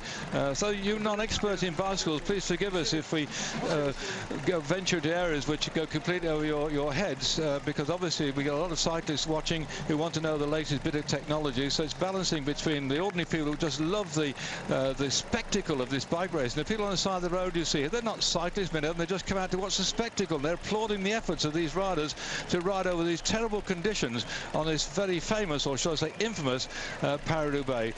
Another technical thing we saw with the Trek, they've used it in the past, but again, in fact, all the team are on them now. They've got a little suspension device down as the chain stays go down, seat stays go down to the back axle, and when they go down there, they actually put a suspension device in there, which a lot of the riders seemed to like. The mechanics didn't seem to know that it made much difference, but they said it does as far as the riders are concerned. So little suspension device where right behind the saddle pin as it went down in the seat stays, they put this little unit just above where the brakes were, which took some of the bounce out of the backside for the riders here. Because of course when you're sitting on there bouncing up and down, many of these saddles today, I won't say they're bone hard, but there's not much suspension in them at all, and so all the rigidity comes up through the frames, knocks 7 bells out of your backside. At the front, of course, you can put your hands on the top of the handlebars and let the front of the bike bounce up and down, but that seems to be the technique as far as the Discovery Channel were concerned, to go for that technology. And many years ago, by the way, there was a lot of work done with front and rear suspensions on bicycles, and I remember coming here and you were just going around, the whole thing was amazing what they were doing, but they realized in the end that they were having so many problems to make it work just for one race, and in the end they decided to drop most of the suspension system. And of course the UCI in their wisdom have banned many unusual developments in bicycle frame design, because to put suspension front and rear into a bicycle successfully and do it properly often calls for an unusual frame shape and don't always match the UCI's requirements on how a frame should be for a bicycle. Right, reforming now. Sean's got that quizzical look on his face, Sean. It seems to have settled down a bit. Yes, well, of course, the gap we have seen there, 40 seconds was the last advantage for the chasing group of Bone and Cancellara to the what's left of the breakaway. Inside, just coming up to 60 kilometers to go, Mark. I think you know, they'll have a little bit of a rest for the moment before I think the real. And we can see up front there was one of the riders from Liquid Gas. I think it was Roberto Petito actually went in the attack, and I think we're going to see that now from what's left of the breakaway up front. We can see that going in the attack, and here we see Cup once again having a go. So they're reforming at the front, and let's have another bit of history, by the way, for you viewers back at home, as we've got 60 k's to go, 45 seconds, but it can all reform shortly. When we're out there talking to the mechanic from the Discovery team and about whoops, what happened there we don't know. We'll soon find out. Yeah, Van Summeren, gosh, that's a big hit. Is it just? And he was one of the riders who was from the Lotus team, who was pulling it along on the front of the bunch must some have touched time the back. wheel. Oh no, there's an obstacle in the centre there. I think they switched, Sean. I'm only assuming something, but look at this. Look.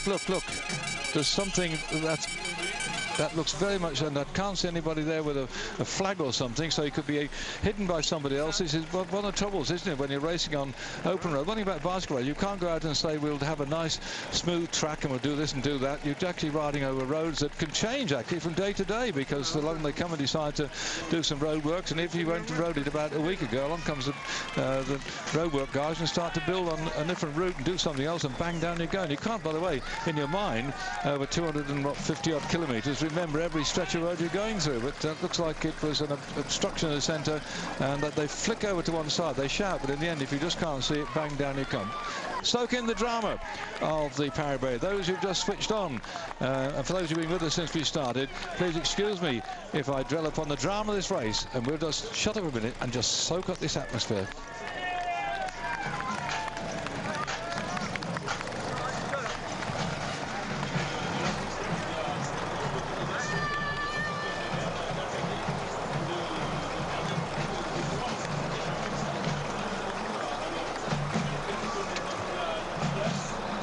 Little groups chasing little groups, reforming as they go from one section of the pavé to another.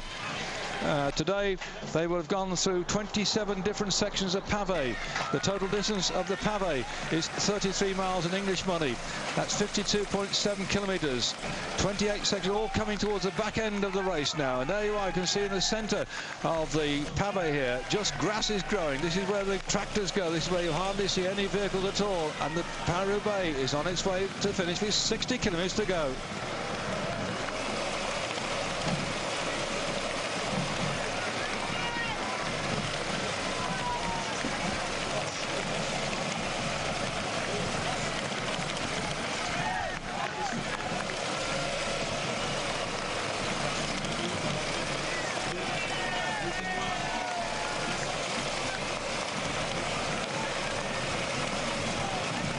Absolutely amazing. You're watching one of the greatest bike races in the world. Sean Kelly alongside me won this race twice in the past.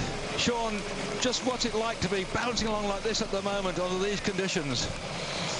Depending on how you're feeling. If you're feeling good, it's great, and you still feel strong, and you're looking forward to getting into the final. But if you're hanging there in this group, and as you see that group there being pulled along very, very fast, if you're hanging in the last 5 or 10 men, well, then it's horrible. The dust on the cobbles. Well, of course, the dust, you know, it's a problem today, but I think the riders will be more happy with the dust and the wet conditions, because when you get the wet conditions and the cobbles are damp and slidey, there's so much crashes, and, you know, to get through a Roubaix on a day like that when it's really slippery, it's almost impossible. And, you know, you could count the riders on your 2 hands who come through without falling off, out of 200 starters or more. You could, you know, count them on your 2 hands, the ones that wouldn't have a fall during the day.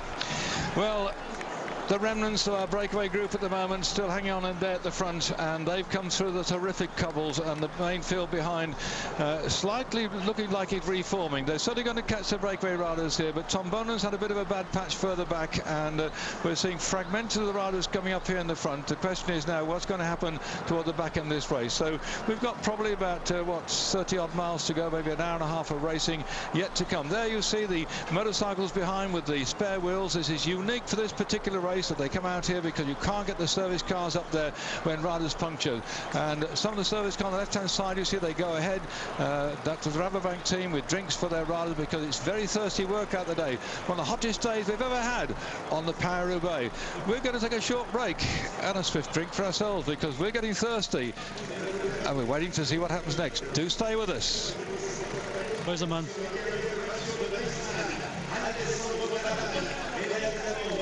Well, we just heard over our headphones that Tom Bonan's put a bit of pressure on and gone on the attack, and we'll try and pick it up on our pictures to let you know exactly what's happening out there. But right now the breakaway group of Van Impe, Copper and Ponak, who've been away for an awful long time. They went away, Sean's now watching for the pictures, they went away actually some 32 riders after 45 kilometres, and they one by one have been going back into the pack, but some of them have not gone completely out the back, including Roger Hammond, who's in this group. That Van Impe and Copper and Pollack were out there still hanging on, but I think it won't be long before they come back together and the thing starts to explode again. But it's been very hot, very fast and very aggressive, and it looks now at long last it's beginning to wake up. And this is Magnus Backstedt fighting his way back through the pack at the moment, because Magnus had a puncture further back, and yet it is the big Magnus now has had a lot of trouble to come back through the pack to get into where the action is, and the gaps are opening up, and this is danger round for it. I can't see anybody with him at the moment, and he's got to go across that, and so if he's got one of it looks like he has, but the legs are gone, Sean, surely. Doesn't look good. And Pozzato. Yeah, I know, he looks like his legs are gone. Yes.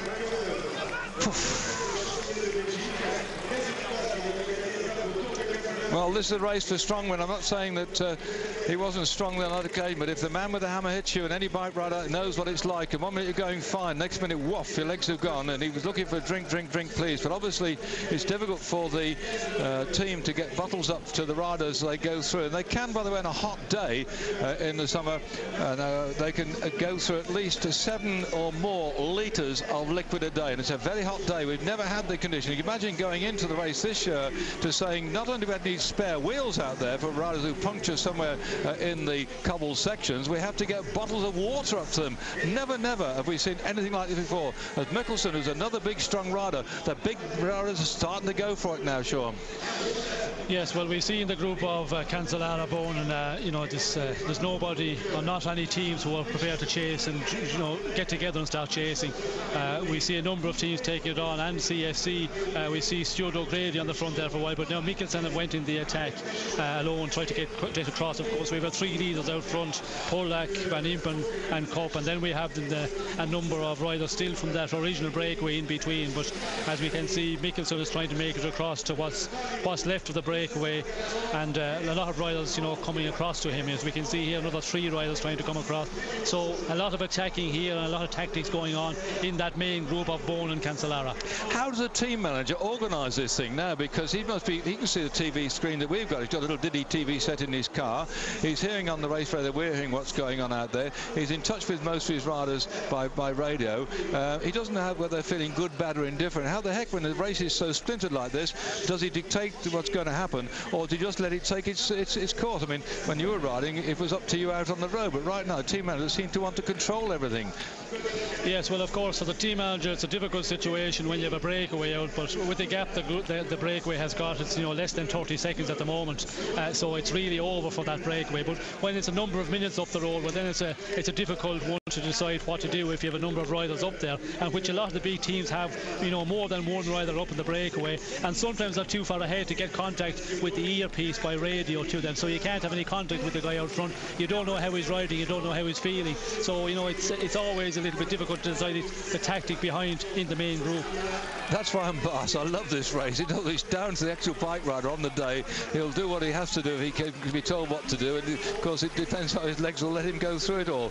And certainly talking about team managers, those of you who watched our coverage of the game for Evergreen on Wednesday would like to know I spoke to Brian Holm this morning, the team manager of the T-Mobile team, and he was taking me through the tactics which they put in towards the end, because you may remember Roger Hammond went down the road quite early on out there and was very for what, like 85% of the race he was out there all the way through, but certainly he was in contact with him to let them know what was going to happen. And then he said to me, well, once they went over the top of the Kemmelberg and they got the gap they got, they knew then that they could work the L1-2, and that's what happened on that particular occasion. But they rode, the team virtually rode to instructions all the way through. The fact that Roger Hammond went out early on was not part of the original act, but they were getting riders down the road. Roger went off, and then they said, well, let that fall into place, and then if they get caught, he'll go back in. But he stayed out there, as you may remember, and then he got a lead of some 8 to 10 minutes overall.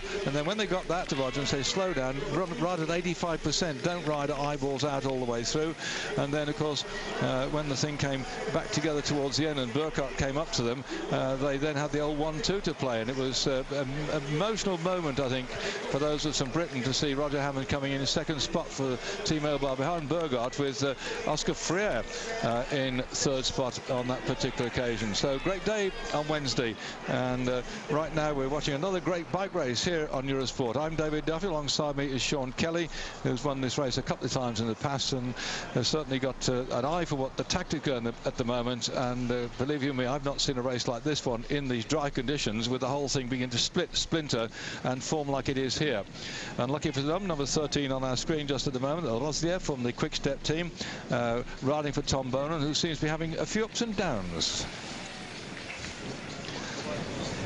I think there's a lot of riders having ups and downs at the moment. We're into that stage of the race, and we can see, you know, these four riders. Of course, Lars Mikkelsen, it's his last race today. He's retiring after this one.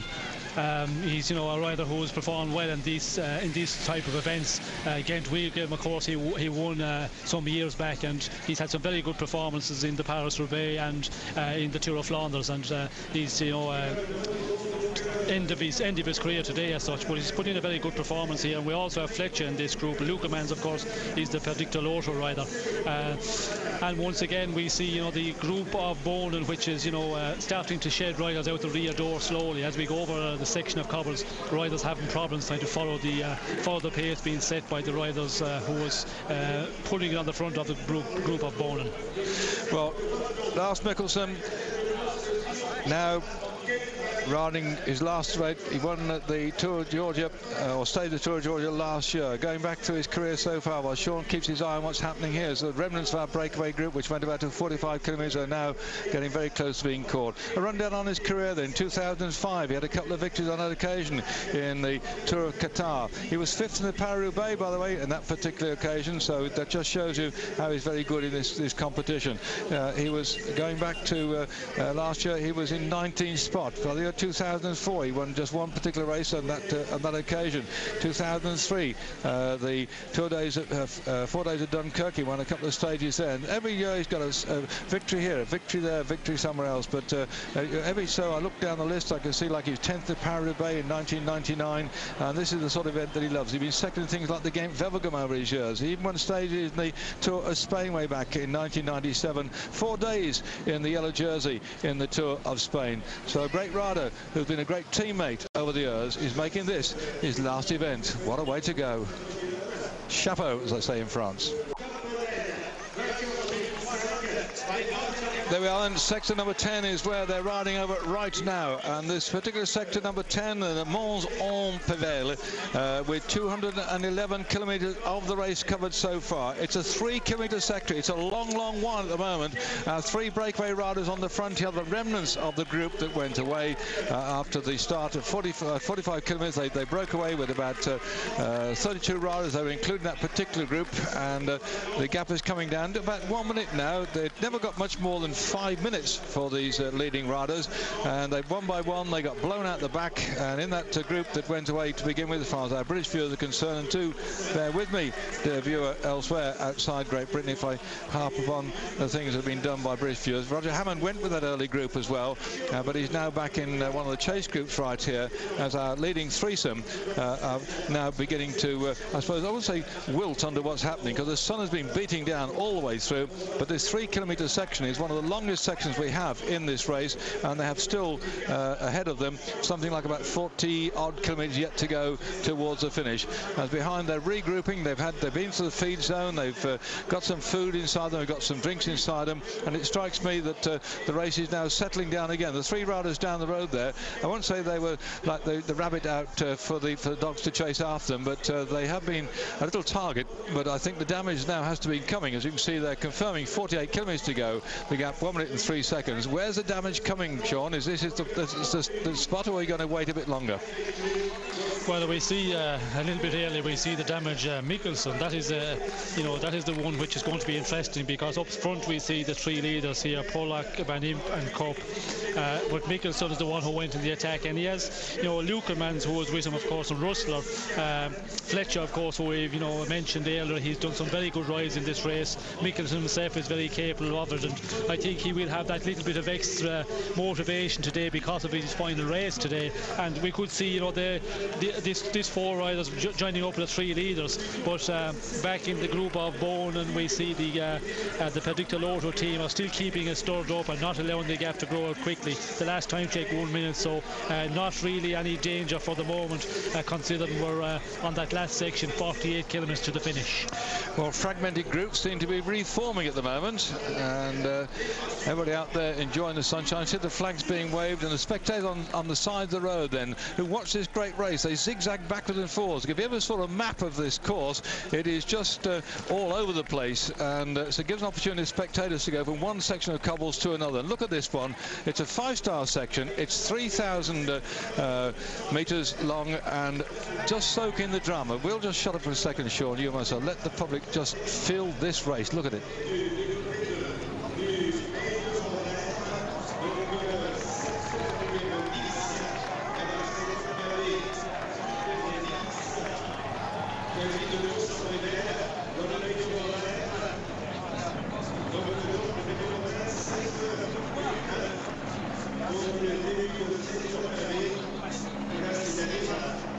There are 3 leaders, the bunch behind reforming to catch them on this horrendous stretch of cobbles.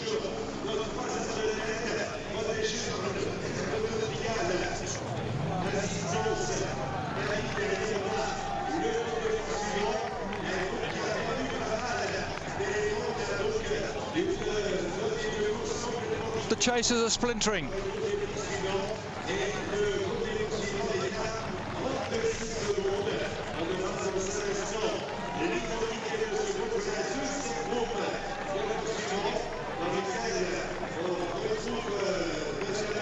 Every man for himself. This could be the critical part of the course. We'll come back with the numbers and the riders in just a moment.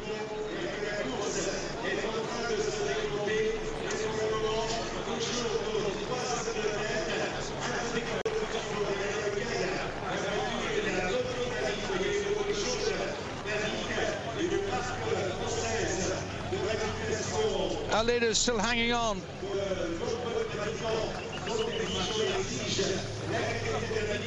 The chasers split.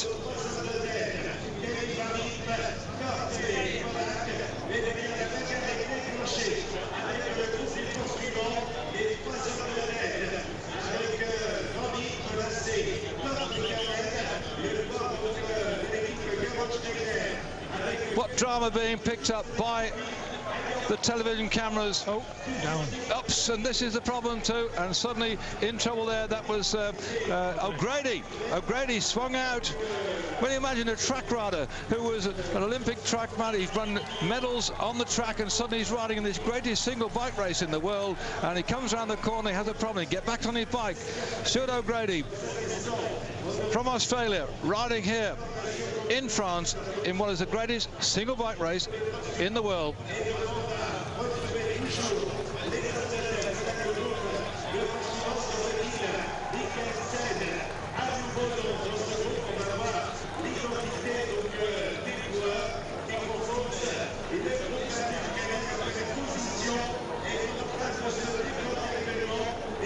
Section 10, Mons en Pevelli, 3 kilometres, just under 2 miles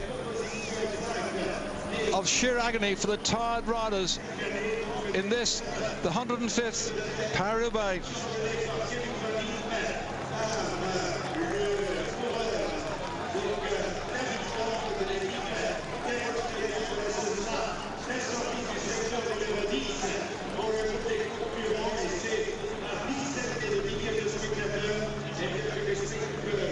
And there's some tired riders in the fragmented chasing groups.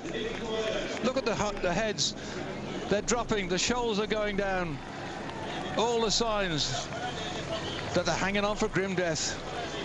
But is that Should O'Grady fighting his way back? If you come out, you can't just say I've given up. I've got to go back through this pack. Get up the front.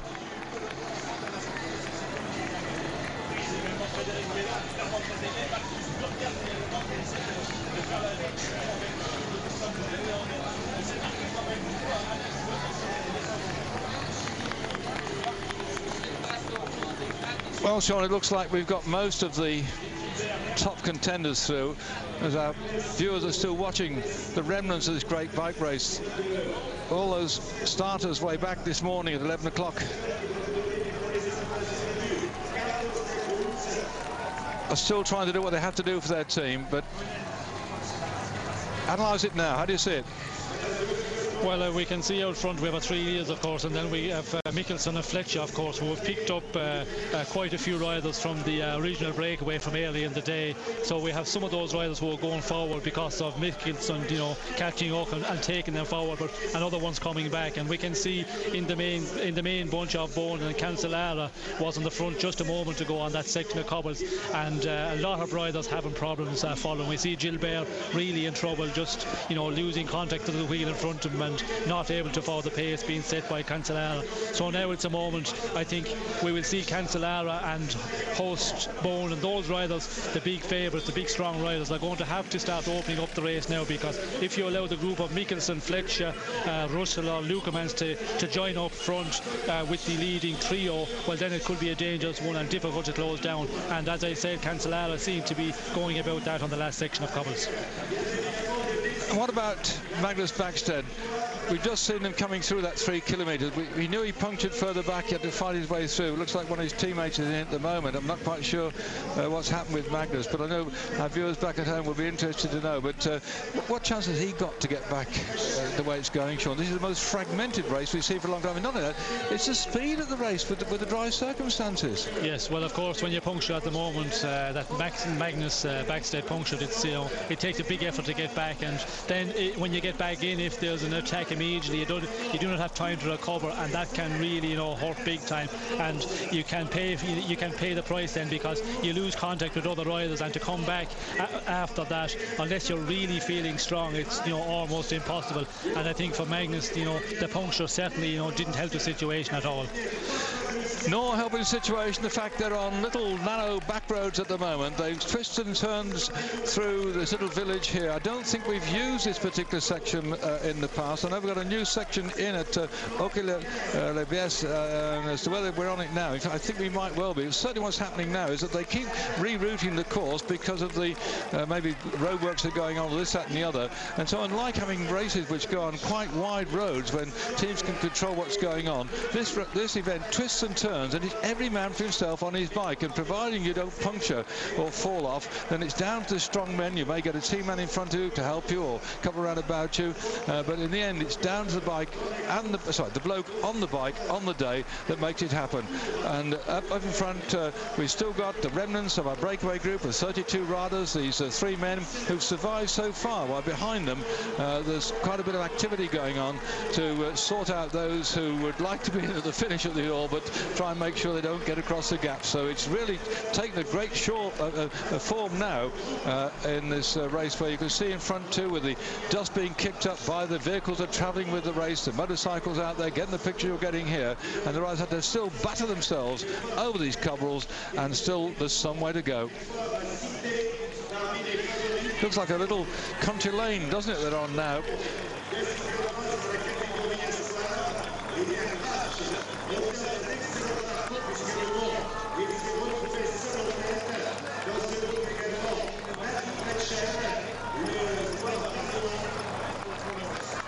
no way that you could actually train and practice this, though, is it? Other races, there's a formation, and you understand it out on the big road, Sean, surely. But how the heck does one? Is it every man down to himself, or do you have 2 or 3 riders round about you can ride in these conditions? Because it isn't something you can ride every 3rd week or something. This happens once a year. Yes, well, of course, it's something, you know, you cannot really go out and ride the course a lot as training. So it's other events really using the Belgium events, the semi-classics in Belgium, and of course the Tour of Flanders last week are the perfect preparations for that. But the first thing you've got to be able to do is ride the distance, you know, 260 plus kilometres, and that you can do on normal roads. You can do it when you're riding stage races, for example. You can do extra training after the stages just to be able to ride that bike for 6.5 or 7 hours, and then you've got to be able to ride all the cobbles. Of course, that's something, you know, a lot of riders have got. It's a natural, something natural they've got right from the beginning, and you know, those are the riders that come out on top here. And of course the teams as well, you know, some of the teams here are specialist teams for the classics races, you know, like some of the Belgium teams, for example. They concentrate heavily on the classic races. And for those of you back in Great Britain, getting out your calculator, try and work out the kilometres that Sean's putting out, and I put out from time to time, because we have viewers all across Europe listen to the British output. That is 162 miles, the 259 kilometres they're doing today.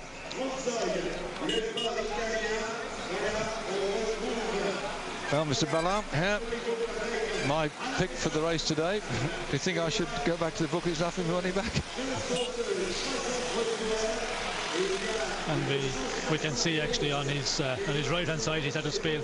His shots are pretty damaged, so maybe, you know, he came down at the wrong moment as well. But you know, this one is a real special one. He has performed well in this race before, but he seems to be losing time. Actually, 1:45 coming over race radio for Ballon, so he seems to be losing a bit of ground. But surely CSC now beginning to put the pressure on. They've got Breschel here at the moment, and they seem to have maybe I'm wrong, Sean, but they seem to have a few more riders than anybody else to try and get this act back together. I mean, they're fragmented all over the place, but certainly they must have what are called the experienced riders in there. And if anybody put money on a team to control the race, Cancellara, certainly last year's victor, but he's got enough people around about him. And if he's not having a bad day, then see what they can do. But it's all over the place at the moment, isn't it? Well, it's certainly an advantage when you have riders up in a group up ahead, and that is advantage to Cancellara. He has the 2 riders up there. We see Breschel and of course Mikkelsen, who came across to that group. A number of them are up there already from the early breakaway of the day, and it's good to have somebody out there in front, because, you know, if you go in the attack, you can always use them when you get across them to do some work for you. Although if they're not in the best of shape, they can still be quite a help if they can pull it along for a number of kilometres. Interesting this morning at the start, we're out in Compiègne to see the CSC big truck parked there, and the interest of the spectators coming around, and the enormous number of people from America. And nice to have a quick chat with Scott Sunderland, Director Sportif, who's been a very stalwart supporter of cycle racing over the year. And in fact, Scott had a very nasty crash some years ago that put him out of the sport, but he's come back within the Director Sportif area, and I'm sure he's very happy the way you see there. They've got 2 CSC riders in that that group at the moment. They seem to be playing the old 1-2 for Cancellara, if Cancellara's got some legs to come back to. But you never know in this race. People may be doing one thing, and the guy they're riding for is suddenly going through a bad patch. Keep your fingers crossed as they hit yet another section of cobbles.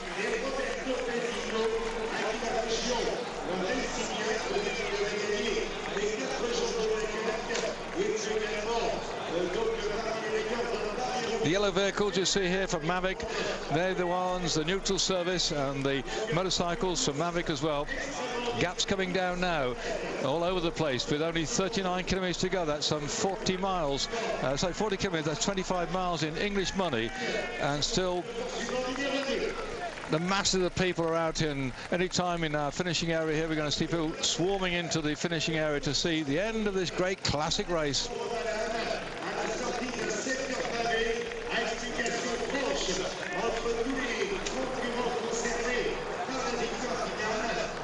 It's a free show.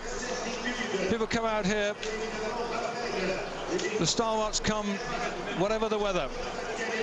But the people on the side of the road here look like it's midsummer almost. This could be almost a Tour de France stage the way it is with the sun shining right now, rather than April, when in the past we've had freezing conditions, terrible weather, chucking it down. A lovely picture I saw where one of the supporters came down. Yes, enjoy yourself, all you people out there. Way, let's wave back to them. They're enjoying it. The riders aren't enjoying it at all, but they're enjoying the spectacle of bike riders battling their way to the finish here in Roubaix.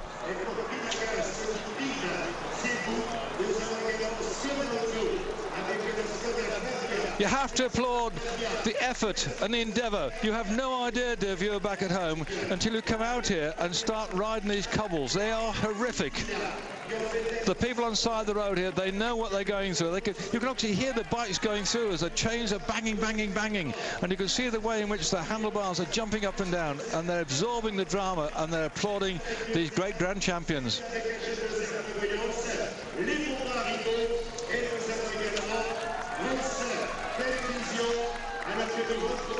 Amazing. Still on the way. 40-odd Ks to go.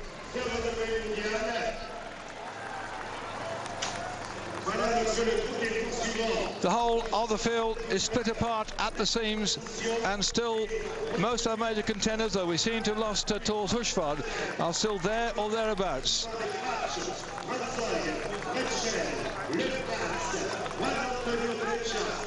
Reformed after that last 3-kilometre section as we came through Mons-en-Pévèle. 211 kilometres covered on that occasion. They're now getting into less than 40 Ks, less than 25 miles to go.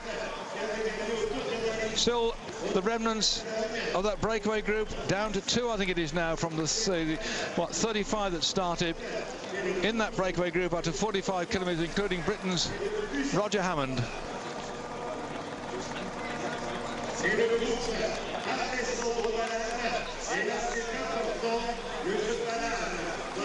In fact, doubly checking at the moment, cameras have gone back. Yes, it is in fact still Van Hemper in this with Kopp.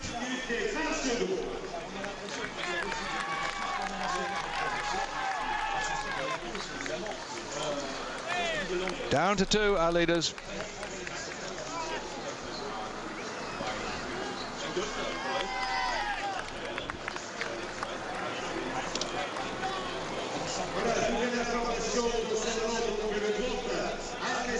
Looking back at that chasing group at the moment with our 2 leaders down the road, I think they're going through hell and high water. They've been out there all day long since they went away after 45 kilometres of racing. They managed to get a lead of over 5 minutes, but bit by bit the main pack is beginning to pull them back. And what's happening now to Cancellara? He looks like he's freewheeling almost, Sean. It doesn't look to me like a man who's determined to ride to the finish and win this race. How do you rate this? Last year's winner at the back of the pack. Yes, it's surprising to see him back there at the moment. It's a dangerous place to be because you know, if you stay there and you go onto the section of cobbles, it's a dangerous one. But maybe he knows he has a moment to move up, and he will know this from training because he's been out here a number of times, and we can see him. He's getting a drink here from the car, actually, from Jean-François Pécheux, one of the director's cars.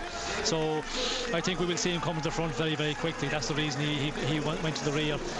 Of course, he has teammates up front, so he's very, very well represented. But I don't think we have seen the end of Cancellara yet.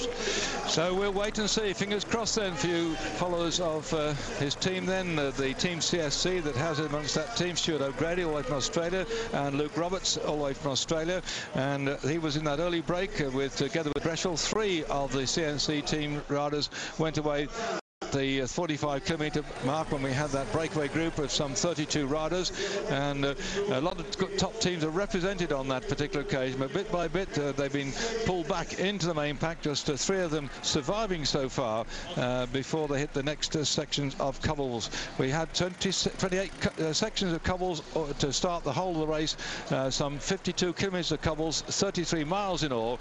They've been on some pretty rough stuff, and there's a bit more yet to come, and it could be rather the break point as the riders now, I think, just getting their breath back before the next action. Interesting to see, though, that the T-Mobile team have begun to get their squad up towards the front as well. And T-Mobile had in that early breakaway group Grabsch and Clear and Roger Hammond. So they had 3 men in that early breakaway group.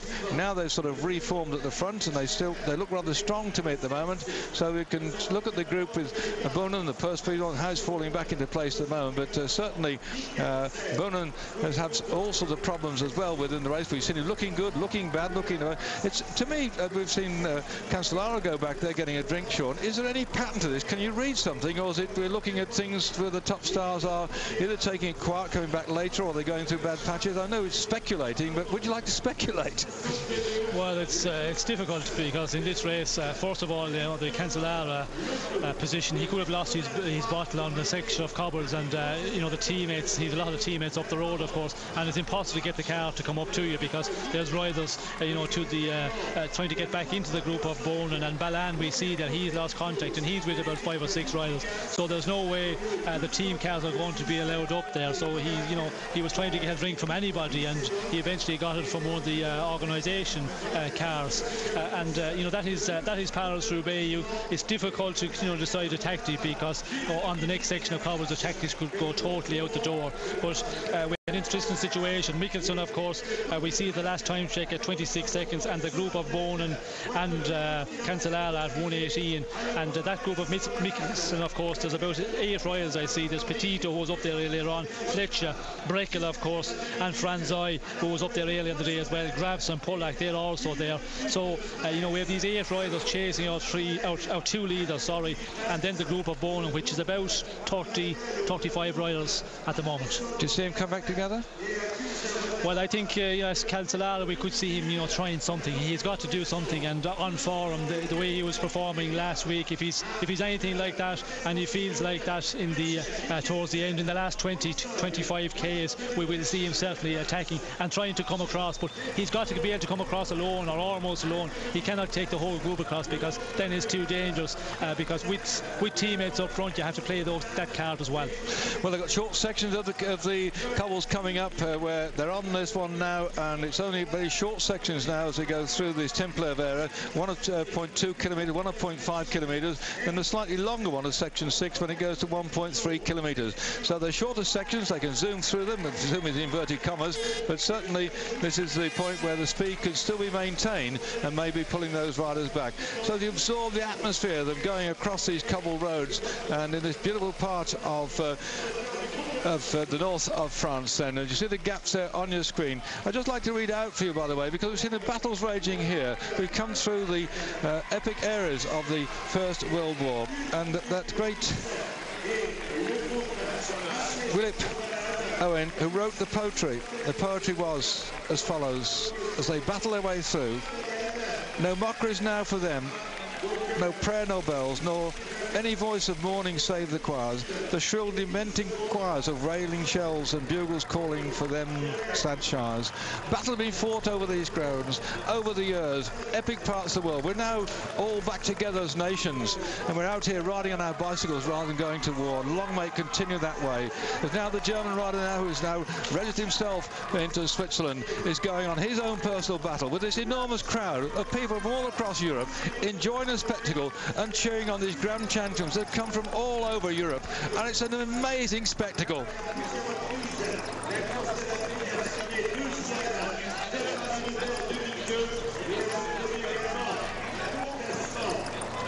Now Weisserman must be in with a shout to do something here. He's a strong guy, isn't he? Well, certainly is, and you know, he's riding very well. We've seen him there over the last certainly 15-20 kilometres, very much to the front of the group of Boonen and Cancellara, and he decided to try and get outward because I think he can see there's rivalry there between the big favourites, especially Boonen and Cancellara, and with Cancellara somebody up front, it's I think the thing to do for Weisserman to try and get out of this and come across, and you know, the gap at the moment is about 110 to the group up front, which is the 2 leaders, but to the group of Mikkelsen is not that far. It's about, you know, 50 seconds, 50 seconds maybe. So he could come across that if he's feeling really strong on a section of cobbles. It's possible to do that. It looks like him for himself at the moment. Sean, over the years I've watched this race and commented on it, but it won't say it's been more controlled. We had certain fragmented towards the back end, but they're all over the place this far out from the finish. Yes, it is pretty much broken up. I think the breakaway early in the day, that's caused this problem, because a lot of teams present out there, and although there is a number of riders who have attacked and got across, there's quite a few of the riders who were in the regional breakaway still out in front there, especially in the group of Mickelson, for example. So let's go back then to what happened this morning. In fact, you've just tuned in, and I think our British Eurosport viewers may be only picking up the back half of the race, and so those who've been watching our international coverage, if we're repeating things we said earlier, do bear with us, because I think British Eurosport's coming in towards the back end of this race, and we had 32 riders, including Roger Hammond, away right from the very start. They went away, and by 45 kilometres they built up quite a big gap, and in that group, you can imagine, they've got from 19 teams, a rider from the 19 teams in that race, our 25 that started this morning. Then the main pack were looking at each other to try and do something. We just here, by the way, I think that mechanical problems come to Cancellara. Sean, did you pick that up? Yes, coming over race radio, it says that some mechanical problem for Cancellara, but it's difficult to know. We've heard today riders getting dropped, and it was actually a mechanical problem because of a rider have a flat. He just keeps on riding. That's what you've got to do. Keep on going on. The team car come to you. So we haven't seen anything on our screen here, but certainly over race day, they're calling mechanical problems for Cancellara. Well, the two riders on the screen now, the remnants of that group that went away quite early on in the race. The maximum lead they had was somewhere around about 5 minutes, but the main chase now is evolving, and the field are splitting right behind our two leaders. Stay with us. Well, this race has really blown apart the seams right now. Welcome back for those who've been joining us after the commercial break, and for those who are British Eurosport, if you've been tuning in and missed the early part of the race, we're doing what we can to update you what happened. And for those who've been with us all the way since we started at 2 o'clock Central European time, about 2.5 hours ago, then do bear with us if we say things you've heard already and say no, you know that, because people do come in, particularly if they've been out doing what are they going to do, and particularly if they come in, I think British Eurosport's coming in later on to the fascinating, and to me the most fantastic bike race in the world, the 105th event, this one, the Paris Roubaix. Sean Kelly here with me, making notes about what's going on. Sean Kelly, winner of this race in 1984 and 1986, third in 1985, and here absorbing the atmosphere. And I'm in atmosphere because we've never seen anything like this before, with the sun shining and beating down, and round about the crowds on the side of the road that you normally get in the middle of summer in the Tour de France. And there you can see all the names of the riders coming up on the screen here. Sean is making notes of them and analysing them for you. But for British viewers, then it looks disappointing that Magnus Backstedt, who punctured when the action was really blowing apart the seams, doesn't look like he's made his way through the fragmented groups, and will be out of a chance now to support the endeavours that he had in the past to get back up there in the victory roster when he won this race in 2004. Tom Boonen looks like he's also struggling to get back into the breakaway group here. He's the winner in 2005. Fabian Cancellara, we understand, has also gone back, we may think, for a drink. He was the winner in 2006. So a lot of things happening out there at the moment with some of the star riders, and it's anybody's guess who's going to win this race. So there we are then, the 28 sections of cobblestones, the total distance of those 52.7 kilometres. That's 33 miles in English money. They've been swarming over those since that breakaway group of some 32 riders went away, including Britain's Roger Hammond. Roger Hammond had good support from his team on that particular occasion, as the riders from Team Melbourne got round about. Grabsch went with him, and Clear as well, and so certainly some of his teammates went with him, as he did when he went away on the Ghent-Wevelgem on Wednesday. And I spoke to Brian Holm this morning, his team manager. He said that when Roger went away on the Ghent-Wevelgem, they left him out there and they got to 10 minutes, and once he got that far we thought they'd stay out, but the fact that he was actually there right to finish, Roger Hammond, when Bourgaard, his teammate, got up to him and they did the old 1-2, meant as far as British viewers concerned, it was great to see Roger taking a second spot behind his teammate from Team Melbourne, Burkhardt.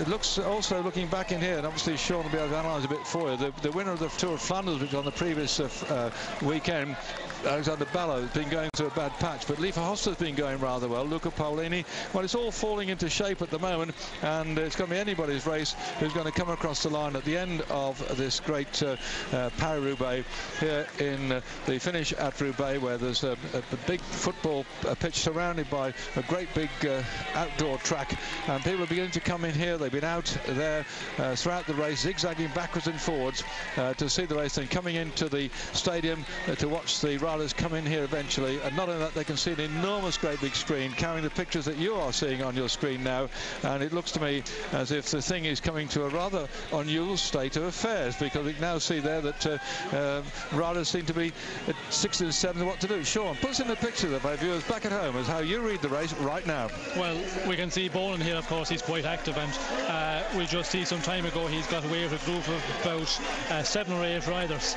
and as we can see here, the attack, Baldata was with him, Burkhardt, Host was there, Schildix, De Volder, but he goes in the attack again, and it's the moment to start attacking now, because up front we must remember we have our 2 leaders, and then we have the 8 riders, which is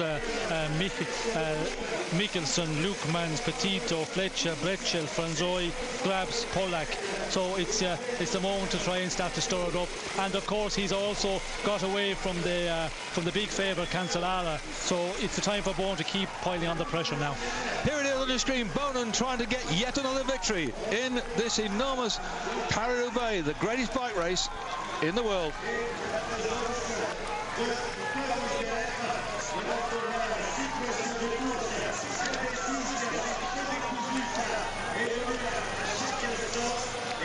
The spectators are out there, they cheer anything that moves on 2 wheels. They also soak in the atmosphere. And these riders have been out there on the bike since we started this morning. They've been out there now, what, some 5.5 hours.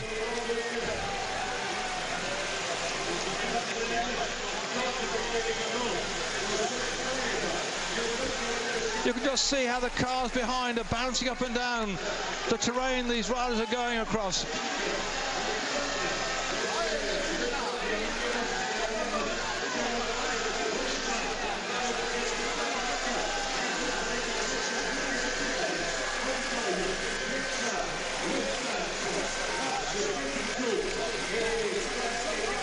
With the roads, if you call them roads, drier than we've ever had before. The speed of this race is phenomenal at the moment. The dust is flying up, and they're all riding absolutely flat out.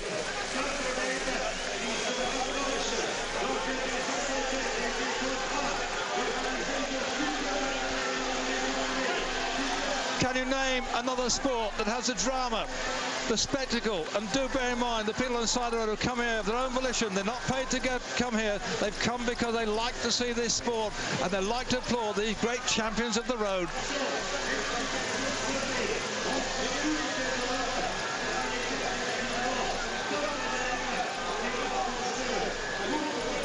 Well, the top shot here doesn't show the drama we've been seeing on the lower shot, the other camera, the dust coming up. But I think it's a group ahead now on somewhat better conditions, if you can use the word, of some cobble better than others. And these are the remnants of our breakaway group. And so chapeau, as they say in France, to our 2 riders here who've been out there, and Kopp and I think it's Van Imper at the moment out there. And yes, they were out there right the way from the, just inside 45 kilometres to go. And it looks like their moment is done and dusted. If you use the word dusted on these conditions, that's not what I'm saying. Time for a quick drink, time to hope to hang on, because the rest of the ride will come past them now. They ain't going to hang about. Great performance, and certainly because they went out there for their 2 teams, that meant that the other teams had to chase them down. And the damage being done when we had early on 19 teams represented in those 32 riders from that early breakaway, including Britain's Roger Hammond. He went back, he's in one of the chasing groups, not far back at the moment, but we're having great difficulty picking up all the information on our headphones, because you can imagine how the organisation has to radio back to the car up near the front, and then he puts the information out for the journalists here in the finishing area, journalists following with the race, and journalists who are trying to also tell their people on the radio, on the TV, how this race is evolving.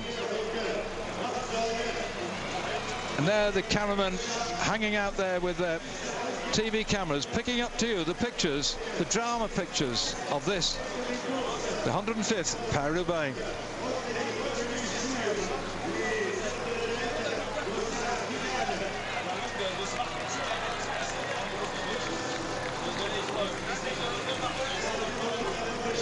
Looks like a reformation's going on a bit, Sean, or at least the gaps aren't, well, I feel the word significant, that's the wrong word. How do you see it? Well, we've seen this, the two leaders, of course, pull back, and immediately O'Grady goes in the attack out of that group, which was, it was 9 riders actually, because Wesman also made it across to the group of O'Grady, Fletcher, and as we can see, he is De Volder, he's also going in the attack, and he was with the group of chasers of Bonin. So a lot of riders in between the groups here. So, you know, the group that O'Grady was originally in, that's a 7-man group, and we have Bonin, who was coming across. He had Baldato with him, he had Burkhardt, he had Host, Schildix, and De Volder, as we see, who has also gone the attack here. And they have about 40 seconds to 50 seconds down on O'Grady. Well, unlucky for them. 13 on your screen at the moment. That's all that's left for the Quick Step team, but they don't seem to be riding too hard, Sean. How do you feel that? I shouldn't say that when they're doing all they can, but... Well, this is actually the group of Cancellara, so...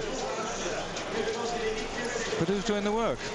Well, I don't know. It doesn't seem to be anybody is maybe not able. Oh, there is Graham Watson in his shorts, just taking the picture. Sorry to interrupt there, but the yellowish jersey in there, Luke Evans, his motorcycle man, is going to pick him up there. And I said, I've never ever before seen a man out on the tour, on the Paris Roubaix wearing shorts. But that's those who may read of the cycling magazines, you'll see the name Graham Watson in there, one of the greatest photographers in the world when it comes to picking up pictures of bike riders. He's got the shot there. I look forward to seeing that when I get my monthly magazines through the door in the next few weeks to come.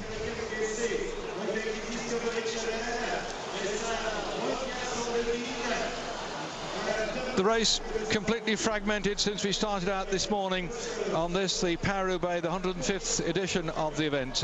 Started way back in 1896, and you join us from British Eurosport, and thank you for joining us. And well, what a day we've had, full of drama all the way through. It's been a very fast race. There's been dust flying everywhere, and still the top riders haven't got themselves really organised. Cancellara seems to have been in trouble and got back in the action again. We've seen Tom Bonin out of trouble, getting back in the action again. But the punctures have come left, right and centre. But the biggest piece of news as far as British concerned was when we had the 32 riders go away at the start of the race quite early on. When I use the word start, it was inside the first 40 kilometres, and when you're riding as far as they've been riding, 259 kilometres, by the time they get to the end, that's 162 miles. Quite early on we had this group form at the front, and there were 19 teams represented in that 32-man breakaway. So you can imagine many of the teams who got decent riders in there didn't want to chase. So it was a very unusual situation until we started to get towards the forest of Allenberg, and by then they had still a lead of something like 5 minutes, the 32, which were being whittled down one by one by the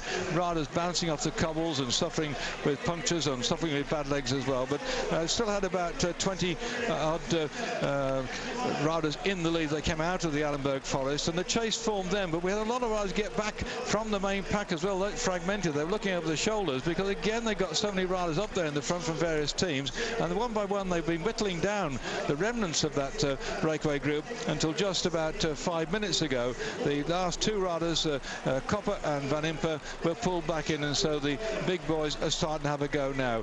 Mikkelsen, who's been retiring by the way after this race, he's been quite active in the last 5 or 10 minutes, but I think he's now gone back into the situation. And so I'll get now Sean Kelly, say past winner of this race a couple of times in the past, who's been analysing what's happening. It seems to be reforming itself at the moment. And before that, we ask Sean for his understanding of the whole race as he's seen it so far and how it's looking now.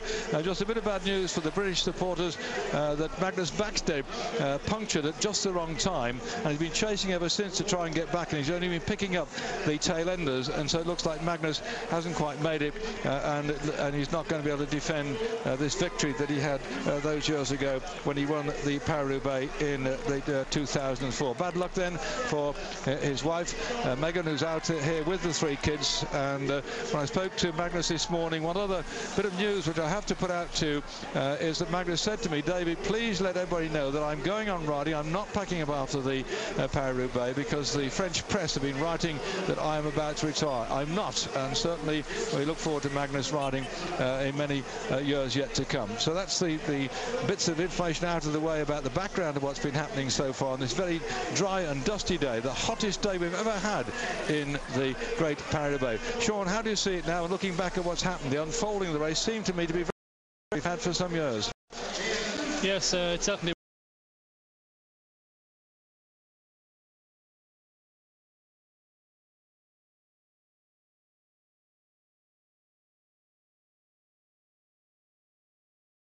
The team hasn't been as dominating as much either, so I think, you know, everybody's expecting an opener race, and it was certainly open because when you see 32 riders going away, and the teams that put riders up there, all the big teams had riders in there, at least 1 if not 2 riders, and that's what's made the race, you know, much different than last year, because there's a lot of those riders hung out there, and they're still out there in that chasing group.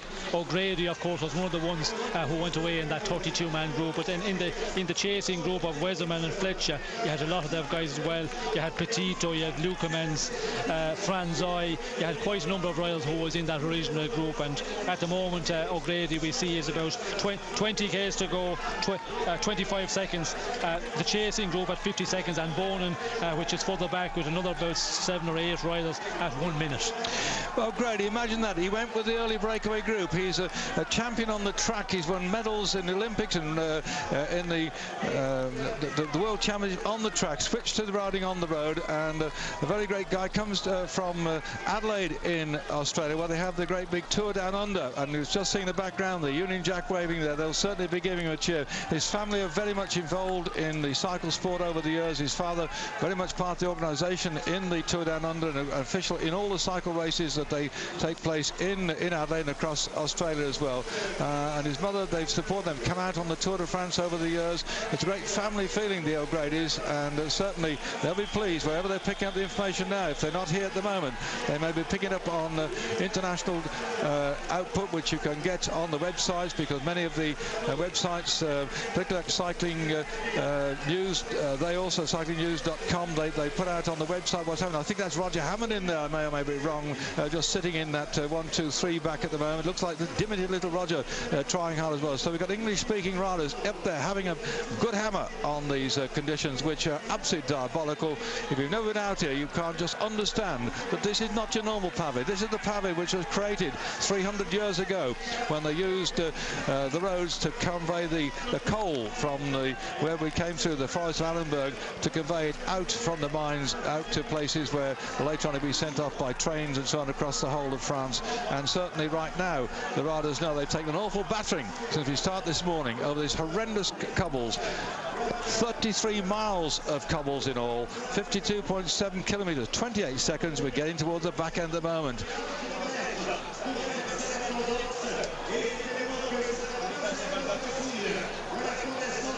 This is a big turn being put in, Sean. Yes, it certainly is, and it's one of a number he's put in. We've seen, you know, being quite active over the last 15-20 k's, and unfortunately for Bonin, with the groups up front, you know, the team tactics are coming into it a lot, and he's been marked, you know, by the riders who've got teammates up front, and he's had to do a lot of riding, and of course he's got some riders up there himself as well, but he's, you know, trying to shake up this one and trying to eliminate the riders on the cobbles sections. That's where you can do the damage, and that's where Bonin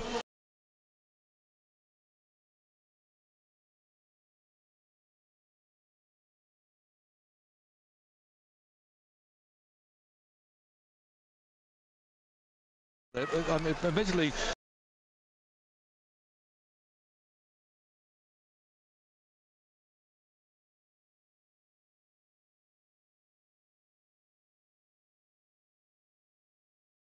picture then that at the moment then we've still got the breaks, the groups on your screen, and Bonin is hammering to try and catch the Fletcher group, and still O'Grady on the front.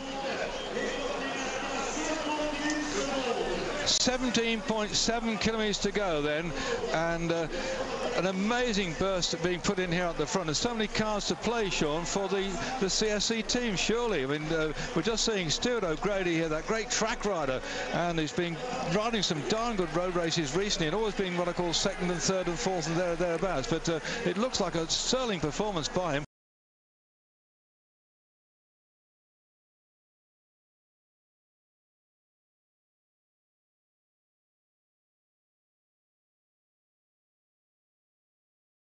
Starting to get tired, and O'Grady is one of them, of course, and if he has got the energy left, and he's pulled out the gap quite substantially. 50 seconds was the last time check, so you know, he's doing a very good job, and we can see in that group of Fletch, you know, they're not really prepared to start working together, and maybe they just you know, they've blown it really, and they haven't got the energy to do it. And certainly, you know, O'Grady is doing a great job. When you're out in front, you don't have to worry about anybody. You can pick your line across the cobbles. You can ride close to 100% because you have nobody sitting in your wheel. But Tom Bonan certainly is causing a lot of problems back in this second group on the road, which is chasing down the Fletcher group.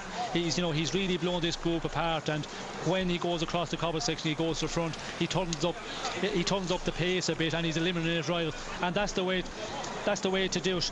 But you know, he's losing time on O'Grady. 140 at the moment is coming across. But can he jump across that gap there, Tom Bonan? It looks at this, 20 k's to go, quite a fair amount. The speed at which O'Grady's going, I mean, the next track rider, his ability to ride at speed, and he's now got the stamina as a road rider as well to keep this speed going. That can't be an easy gap to close down for Bonan, can it? No, certainly not. And you know, unless he comes across to that group of Fletch, Lukemans, of course, is there, Weserman. You know, that's the only way it's going to be possible. But even at that, there's always going to be riders who, you know, are not prepared to work in the group. And as I said, I think there's a lot of them in that Fletcher group who are already feeling very, very tired and not able to work. So it looks like that. So Grady is certainly he's in the controlling position, and with 50 seconds and maybe a bit more now, you know, it's looking very good for him. Whoops! And there you can see the difficulty of staying upright on your bike there. The swift reaction then for I think that was Van Impe, who's been away in the breakaway group. He must be very tired indeed, and yes, it is at the back. He was in that breakaway group. He's still trying to hang on in there for the quick step team and for Tom Bonan, but he's not got any power left in the tank. And this is the moment. I mean, Sean, what's it like? How tired can you get? How can you hold your bike under these conditions as you get toward the back?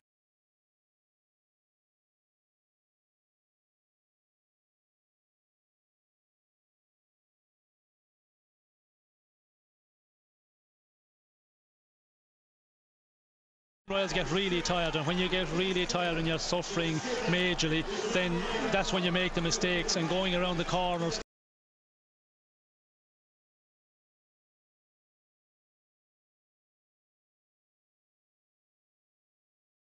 On the cobble sections, you don't go around them, and you just actually ride across them, and that's where you can have a mechanical problem.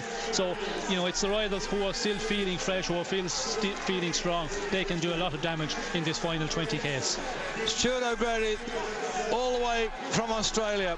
What an amazing sight to see an Australian now powering away at the front, trying to win this great race, which dates back all the way to 1896. Stuart O'Grady, tremendous character, real competitor over the years. Had great fortune to meet up with him and his family over the years gone by, and to see him switch from the track onto the road, and to also have the support of that great team, the CSC team that he's had. And bear in mind that he went away with that early breakaway group together with Roberts from Australia and Breschel as well from Denmark, and so he's had to recover in the pack when they caught him. Well, that's the pack anyway, and now still again the attacks coming from inside to close that gap down. These drama time, look at the crowd as well, urging on the great young champion. The noise must be absolutely amazing out there, and still O'Grady as he goes out of section 4.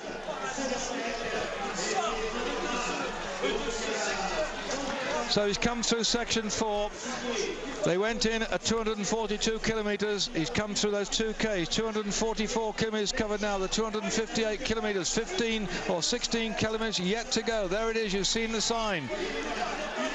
And he looks good on the bike, Sean. There's certain people on the Paris Roubaix seem to be too uncomfortable, but the fear for a trackman, how do you rate his position and his riding now? Because obviously you can often see the way the rider's going as they're going through hell and high water, but he looked good to me. What do you think? Yes, he looks quite comfortable there. He's getting across the cobblestones, very well, and he's not, he's not weaving at all, and he has a good style, of course, but for me he looks to have quite a bit of energy left, and I think the time gap is, telling that he's pulling out an advantage, and we see Weselman here from the Wiesenhof team, who has been doing a lot of work and made a big effort to get across this group, and still looks quite strong, but the gap is being pulled out all the time as we see a rider having mechanical problems here.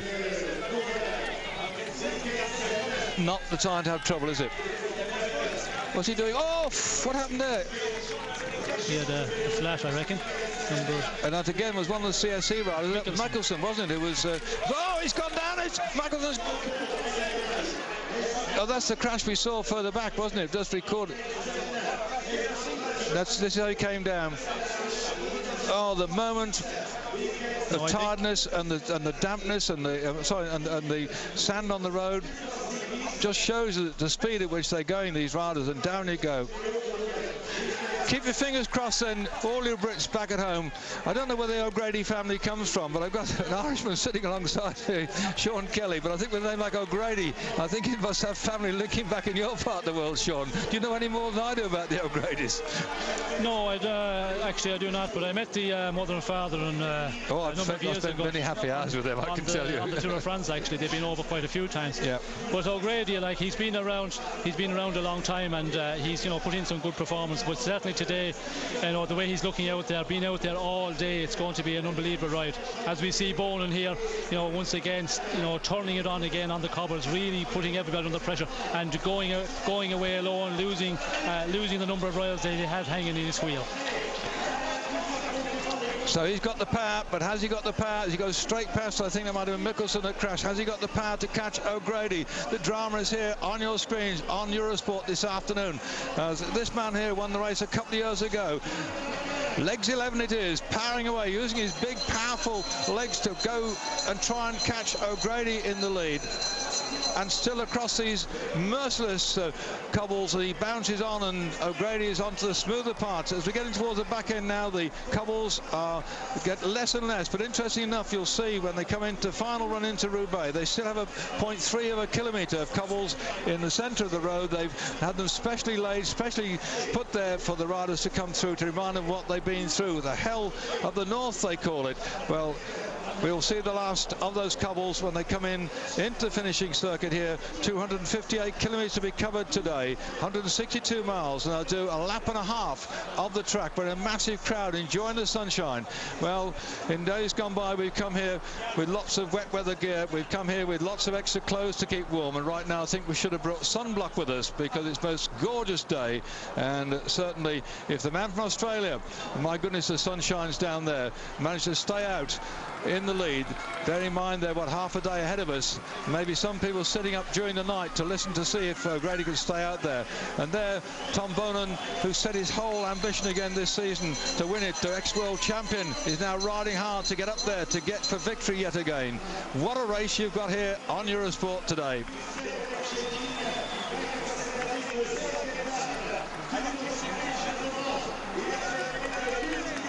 Is he going to make it, Sean?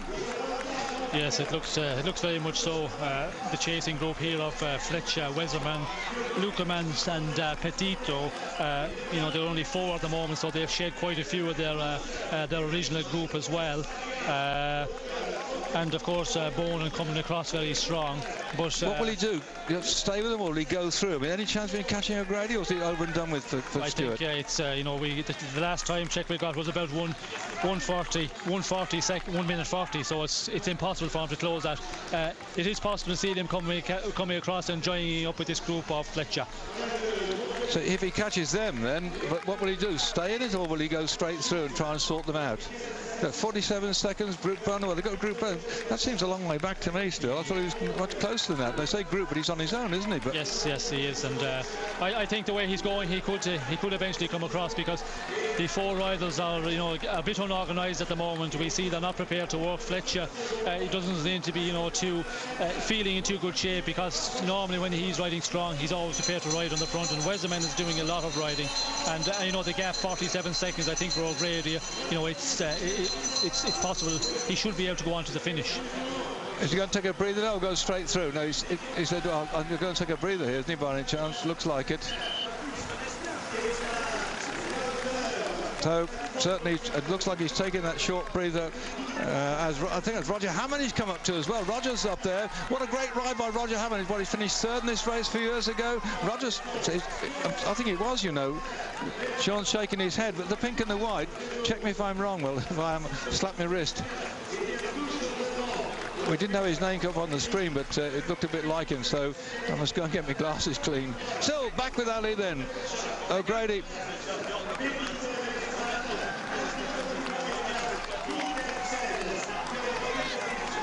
No, I got it wrong. 56, yeah, hang on. They just said 56, was that right? 56 is Roger Hammond. Yes, it is. Wow! It didn't look like his style there, but he's certainly, you know, that's that height of rider, but I didn't reckon, but he's doing a very good job if he's up there at this moment. So Roger, what a great ride he did on Wednesday in the Gent-Wevelgem. When he went away within the first 10 kilometres of the race, they got 10 kilometres to go to the finish with O'Grady on the front, and it was Roger went away with three riders at the start of the 10 kilometres of the Gent-Wevelgem, and finished off in second spot behind his teammate Burgaard, and now he's still in the action, and Booner's mixed it up with him, and this is our chase group here behind our leader, Fletcher, Lukemans, Pedito and Weserman. The question is now, how far back is Boonen and Hammond et al.?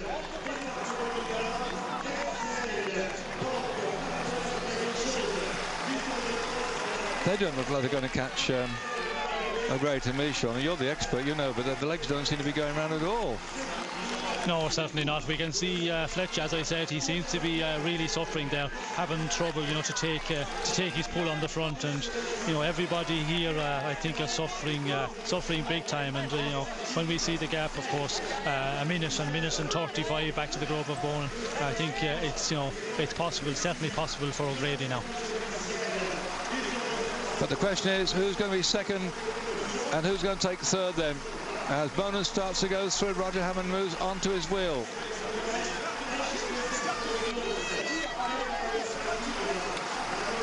And there is Tom Bonan driving hard. I think they said there's a gap now 25 seconds between the Bonan group. Certainly, yes, they can almost see them here. I can see the cars in front, the service vehicles, so Boonen can be looking in to try and get those four men at the front who didn't seem to be. There goes Roger. He never says die, does he, Roger? He gets stuck in. You know, the two different in sizes that you see here between Tom Boonen and Roger Hammond. Roger's got so many guts and determination. He had a couple of years when he wasn't performing as he'd like to have done through bits of injury and what have you, but he's come good this year, no doubt about it. And what a great sight for your British supporters to see Roger Hammond in there with Tom Boonen, the world champion and past winner of this race, and Roger now driving hard, trying to get up there with Boonen to be in shape yet again for another chance of being on the podium, because Roger has finished third in this race, and certainly as far as Williams supporters back in Great Britain are concerned, that was a great performance to see him do it on that particular occasion. Can he yet again be up there? Can they close that gap down? And I say, get on the phone and tell your mates to come in and join you, but this is going to be quite interesting. Will they get there, and what will be the outcome? But for O'Grady, providing the man with the hammer doesn't get them, doesn't get him, he looks good at the moment. And it looks it looks very much that Boonen, Franzai and Roger Hammond, you know, can make it across to the four chasers, because they're not really pulling well together.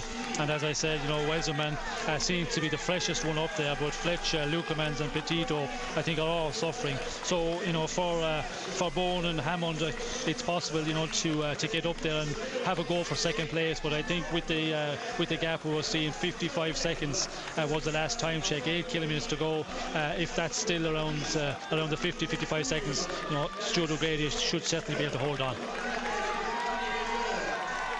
Stuart O'Grady, a man who's had medals on the track in the Olympics and the World Championships, switched then to be a road rider And each year he's managed to be there or thereabouts, picking up a little victory here, little victory there. And as far as he's concerned now, this has got to be, I'm sure, one of his great performances. I remember looking back at the time when he rode in the Commonwealth Games for Credit Agricole in 2002 in Manchester, when he won that, became the Commonwealth Games champion. So please excuse me for you people outside Great Britain if I refer to some of his performances as a rider on home soil, inverted commas, back in Great Britain. But there he was at the Commonwealth Games, getting that gold medal in 2002. Been on the track. He's also won the medals in the Madison as well, with Brown. In fact, Graham Brown starting this race today. We haven't seen much of him in the race so far, but certainly I think that Graham, who's sometimes can be a truculent son, so will be, if he's watching someone on television now, will be cheering on his mate who was there when he got that gold medal on the track in the Madison. But the question is then, these four riders, are they going to get caught by the chase group, including the past champion Tom Bonham? They look like they've got the act back together again to me a bit, Sean. Yes, there looks to be a little bit of a more they've got a better, you know, rhythm going here, the four chasers, and of course we see the time gaps there. There's still about 30 seconds of an advantage for these four riders from the Bonin group. So you know, it's difficult. 30 seconds maybe doesn't sound much in a normal race, but at the end of such a difficult race, after the roads being over today, everybody is starting to really get tired. So you know, it might be, it will be difficult to close it down. But with those four riders, and are they also, once they've got the message about Bonin coming up with Roger Hammond and what's it, Petito, are they going to be fired up to try and do something about it, to stay away? Certainly, when you when you get information that there's a number of riders coming across, and you hear of, you know, Tom Bonin coming across, certainly you start to ride, because you know, if you go into the sprint with him, well then, you know, to beat him in the sprint is almost impossible. Where if they stay together, these four riders, well then they'll be saying, well, I have a chance to get on the podium as well. Where Bonin come up, and of course two other riders, the chance of getting onto the podium is getting a little bit less.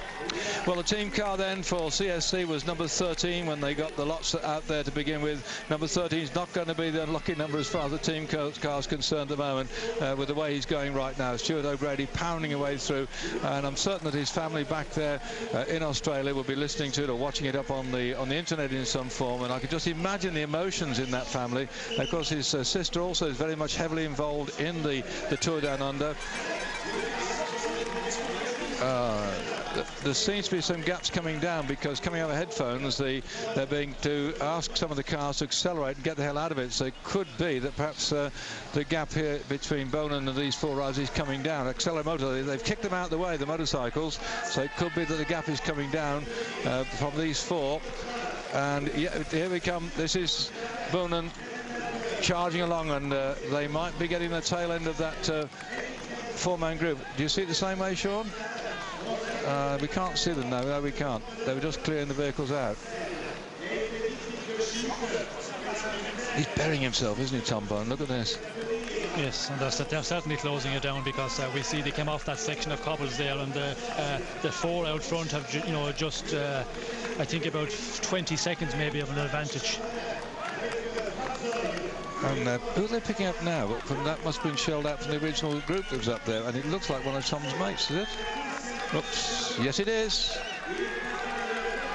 Now, why wasn't he pulled back early on to help Tom? Because we'll get a double check on that one, but I think that that seems to be the pattern at the moment. That will certainly help him to get back up there. And it seems that the long time that they've left it then for him to come back, and so I think that was Van Impe. Van Impe. Now Van Impe, because Van Impe, yes, he was in that break early on, wasn't he? For Van Impe.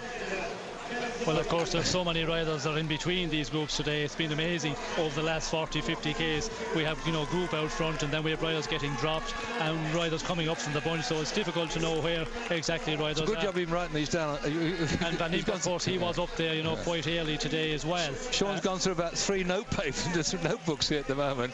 Amazing, isn't it? But definitely going to, you know, it's definitely going to help Bonin here, because Van Impe is really going to just, you know, time trial until he has nothing left to try and get Bonin across to the group of Fletcher Weserman. So he would have been told just to ease back, have a drink, relax, and wait till he comes through and put in a big turn. Well, he's done a great job. He's out there right in the early part, as was Roger Hammond, by the way, so we can't say no to that, because Roger's still with him as well. And Sunrise been out there for an awful long time. In fact, if they survive all the way through, Van Impe and Roger near to the finish line within a shout of the victory as they are at the moment. And the whole race is 258 kilometres. They went away about 40, so they've done what, 220 kilometres out in the lead. Enormous long way over some terrific roads. Yes, it's amazing, and O'Grady, the ride he's been doing the last 20 k's out there on his own, and 1:05 coming over race radio, so it's certainly in the bag for O'Grady. And when you consider he's been out there on the regional breakaway, and able to ride like this in the end, it's a magnificent ride. And you also have to Hammond, of course, as you said, and Van Impe, of course, also. All those three in the regional breakaway. Well, I've sat in this seat for many years now, commentating on this race. I don't think I've seen anything like. Mind you, every race is different, and one could say at every race that this is something you haven't seen before. But this is most unique with the weather conditions that we've got now as well. And whoops, they're starting. Are they working out or jumping around? I can't understand what. I think they're a bit dead, aren't they? They look dead to me, Sean.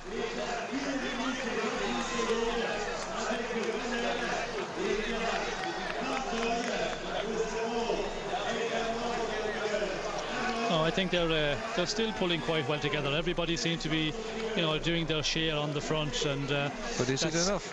That's quite important. But the question is it enough to keep Bonin at bay? And when we see his teammate coming back for him, it will depend a lot on how much Van Impe will be able to pull Bonin along for how long. Of course, that will decide really if they can make it across. If Bonin can make it across to this four-man group of Fletcher.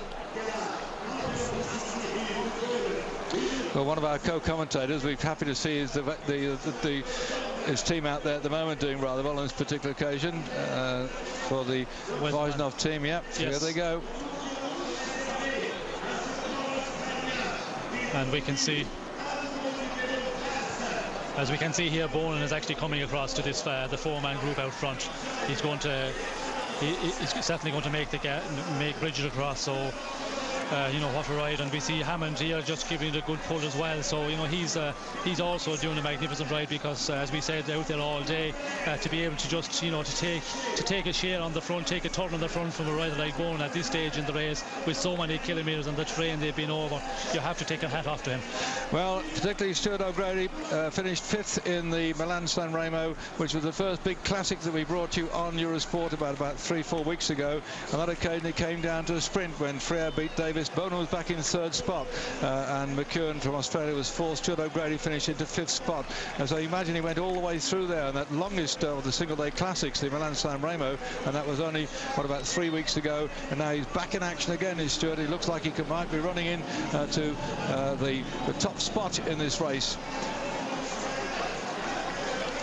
So 2 kilometres to go for Stuart O'Grady, coming over our headphones right now, and he's really almost, I'd say, when he gets here, a lap of honour, but the crowd is out in the sunshine, and certainly back there in Adelaide in Australia.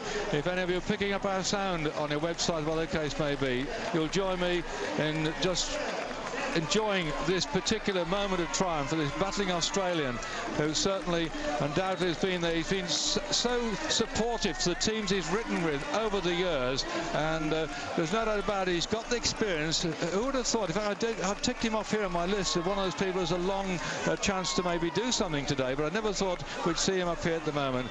And it just shows you in this great game of bicycle racing, you can sit down there and you look down, as I did down at the start of the race, in the press, to see who they're tipping, and O'Grady was down in about, I think, in 9th spot on the predictions from the newspapers. Was that right, Stuart? Sean? Yes, well, he was quite a way down. If you look at the French paper L'Equipe, he was, Bonin was up at the top with a total of 97 points. O'Grady was down 16, with Pozzato and O'Grady joint with 2 votes or 2 points. So here we are, a man who was there or thereabouts on the predictions of those, inverted commas, tapping the side of his nose, are supposed to know. Would they have predicted him to come up this dramatic finale? He'll come onto the track a trackman turned great road rider to win one of the greatest single-day bike races in the world, and this lap round here where the crowd is getting ready to cheer him will recognise also not only supreme performance today, but will applaud him around here, a man who's taken medals as an Olympic rider, as a world track rider, and now he's going to be the man who wins the Paris Roubaix. Could you believe it? Good on you, mate. A great moment. Any bike rider who comes into Paris Roubaix, almost a lap on it, can feel the emotions, but he's feeling it too, because I would say he's come from an amazing background. The Australian then, the first Australian ever to win this great classic race, which dates back to 1896, and it's Stuart O'Grady's lap of honour, and the crowd are enjoying it, and I hope you back at home are enjoying it as we are in the commentary box alongside the finish. Chapeau and well done. Good on you, mate.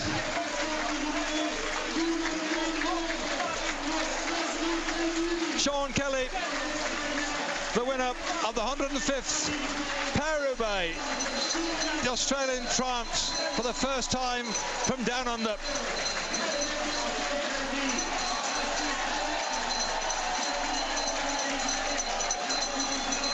An average speed of 42 kilometres per hour. That's nearly 26 miles an hour for 162 English miles. Can you believe it? Now the race is on for second and third. Who's going to get this one, Sean? Well, it looks like Weisman is... But Bonan's coming up from behind. The cameras are not pitched up, and they're coming round. Sorry to interrupt there, Sean. These four men, yes, Weisman want to go out of the saddle. You look at him on your screen at the moment. Bonan's going like a bat out of hell, and with him as well, Roger Hammond's on his wheel. Are they going to catch them? It doesn't look like it, but what an effort from Bonan, and what an effort from Roger Hammond. Sorry to get in the way, Sean. Call the finish. And what an effort by Fletcher, as we can see here. You know, went and just held off Weisman actually from taking it up from a long way out. I was watching what was happening behind, but could you believe it then, as Fletcher got through just in front of Weisman, and behind, Bonan nearly got them with Hammond on his wheel to get amongst the medals. What an unbelievable finish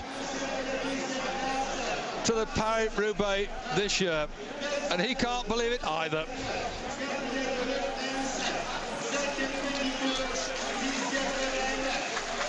Oh, Stewie, well done, mate. Oh, gosh, I didn't get the tour down under this year, but if I'm going next year, I think we'll put a few beers away to celebrate this one. Well, Cancellara, winner last year, I'm sure, as he comes in with this bunch, will also feel the emotions and be amongst those who can't wait to congratulate his teammate.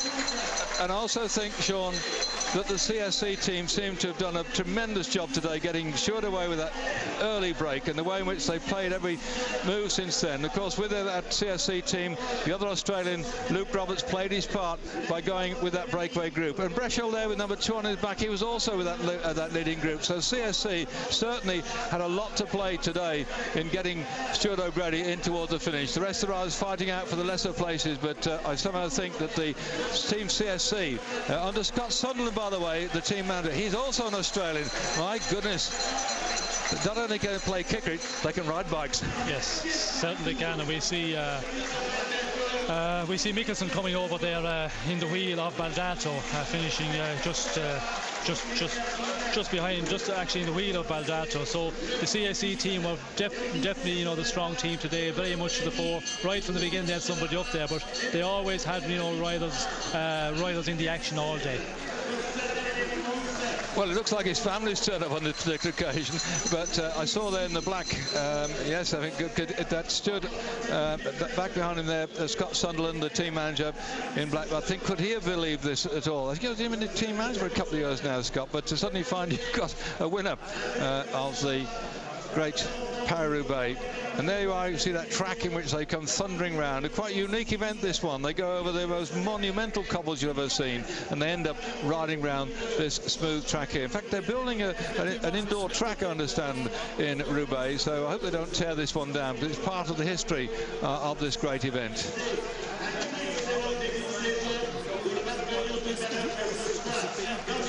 Oh, Sean, you've won this race a couple of times in the past. You can see the emotion he's going through. Amongst all the other events that you have won, that he's won, just where do you rate this one? I think we're going to interview coming up.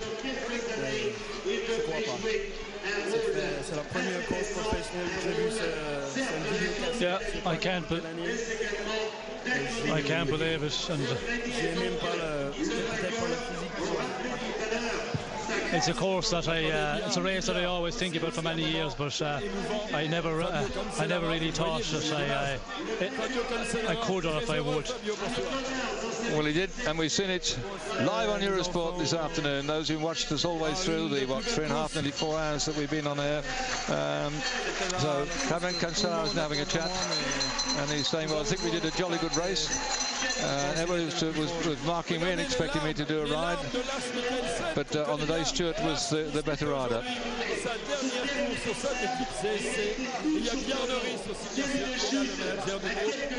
Imagine that then, to get the victory last year and this year.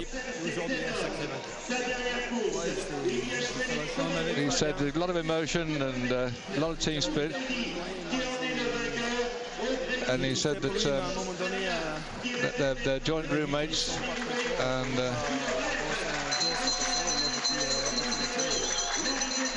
he's saying, by the way, he did everything he could do to Stuart again. He said that I did everything I could do for Fabian, but in the end I took on my responsibility. It's a long time since I've had a victory like this, but thank you for all the team, for all the support I've had. The question about being Olympic champion and stage to the France, how do you feel about this? And he said, I've always thought that everything's possible.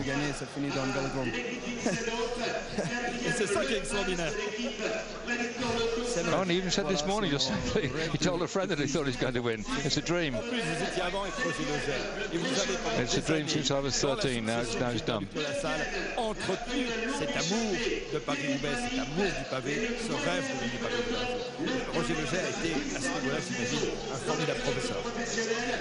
He's asking a question about the time he was with Crédit Agricole and with Roger Leger and Duke de la Salle, and did he learn a lot with that? He said, yes, I'd like to say thank you to the GAN team and Roger Leger, but I learned a lot about the Paris Roubaix. Mais bon, c'est l'expérience, c'est les années, c'est la France, et voilà, c'est l'équipe, Voilà, merci Stuart. Et regardez, Henri, c'est extraordinaire. Toute l'équipe qui est venue me féliciter. Lars Mikkelsen, so thank you now to all the teams. Partager ce moment de bonheur avec Stuart. Regardez, c'est chouette, hein. Très chouette. Image magnifique. Well, there we are. That's the man who's saying, I remember winning that stage in the Tour de France some years ago, but he's always been there about. And one thing about Stuart, he supports and rides for the team. He's one of those characters, and everybody's so happy for him because he does ride for his team. I've noticed that all the years. He's just, when he gets on the track, it's much more individually and effort when he gets there, but when he rides for the teams, he's never shirked at doing his work and his job. And there you are, that's a rundown on the situation. Looked nice to see Roger Hammond there in 7th spot, only at 55 seconds in that group then. What a ride he did likewise. And imagine that they went away, all that early break, Sean. I mean, they must have some extremely tired legs, Grady and Hammond and Vinipper. So that's the top 10 places for him. What a great roll call of honour we've got of riders in the race today. And look at the badges and the flags of nations that are up there on the screen. Who would have thought that all these years gone by when this race first started out in 1896? You see a finish like that and flags like that. So congratulations again to Stuart O'Grady for a superb ride which has given him victory in the Paris Roubaix in this year.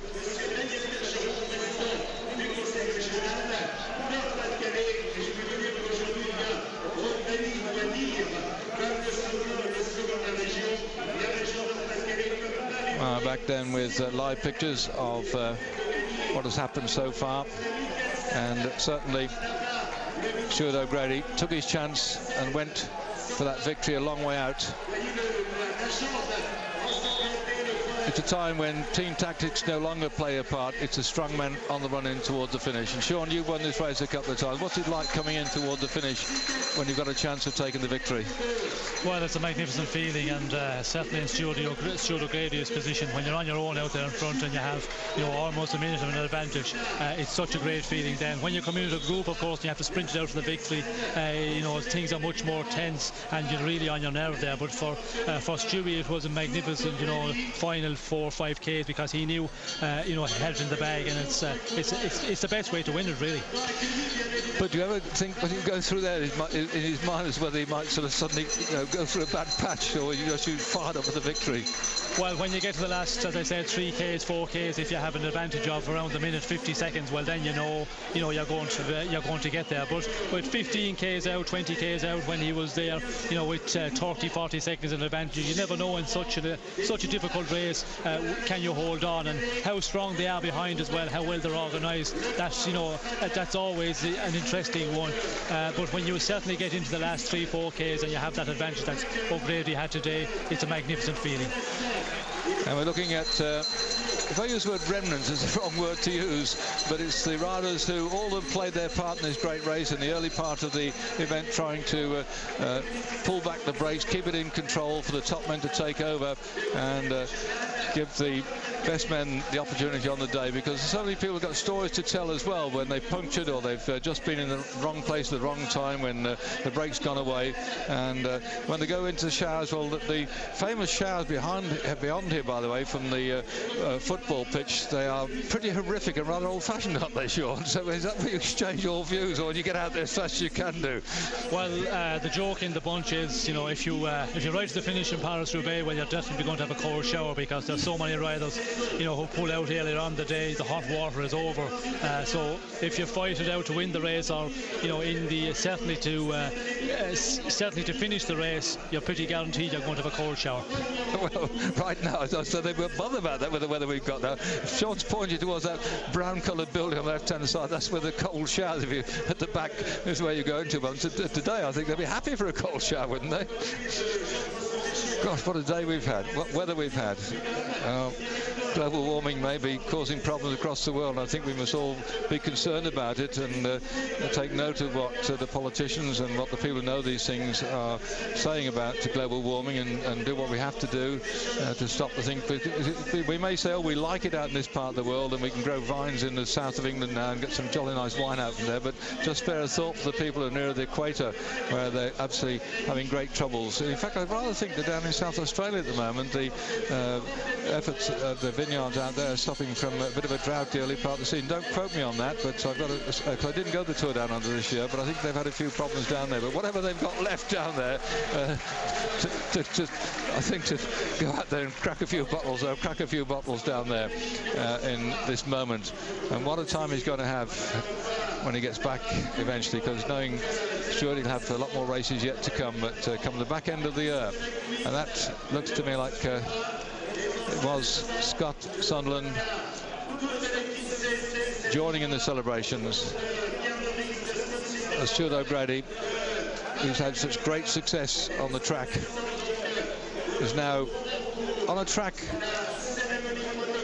here in Roubaix, has had one of the greatest victories of his life. Some significance, I suppose, about that. The man who started out on the track to go and win what I rate as the biggest and best single-day bike race in the world. A man who started out on the track winning medals in Olympics and World Championships. And I know a lot of riders who are starting out on the track, in particularly Manchester and out there in Newport, will be looking for maybe moving on one day onto the road, and there's an example for you. Stuart O'Grady.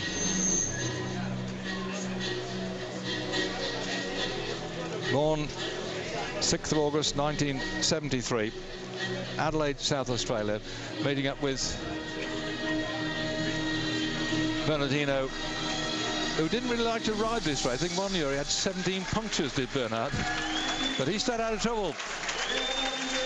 Stuart O'Grady, and had the legs and the ambition, the courage and the strength from going with that early breakaway of those 30-odd riders to go all the way to the finish here in Roubaix to get that coveted cobblestone. Stuart O'Grady, winner of the 105th Paris Roubaix.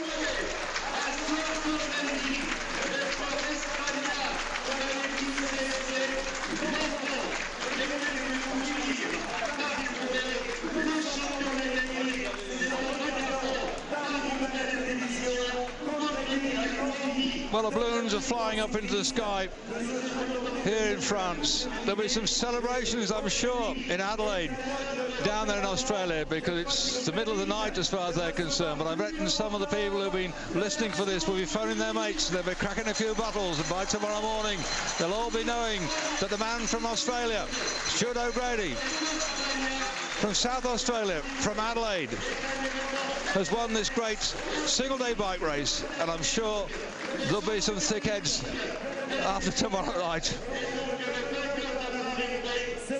The Tour Down Under in Adelaide has welcomed so many great events. It's the 10th or 12th year it's been running out there. Starts out in January. Great event it is. If you want a nice holiday, go down there to the Tour Down Under in January and soak up the atmosphere and a few of the bevies that they have there. It's a great race, no doubt about it. And I think somehow he'll be doing laps of honour if he goes down there to ride the event again this coming January. Stuart, sorry, Sean, a quick word from you as we get towards the back end of the show. Well, you know, chapeau, as you said, certainly to all the riders that finished up well there. Fletcher, of course, wasn't meant in a great ride, but O'Grady was the man of the day. Stuart O'Grady, winner then for CSC, the 105th Paris Roubaix.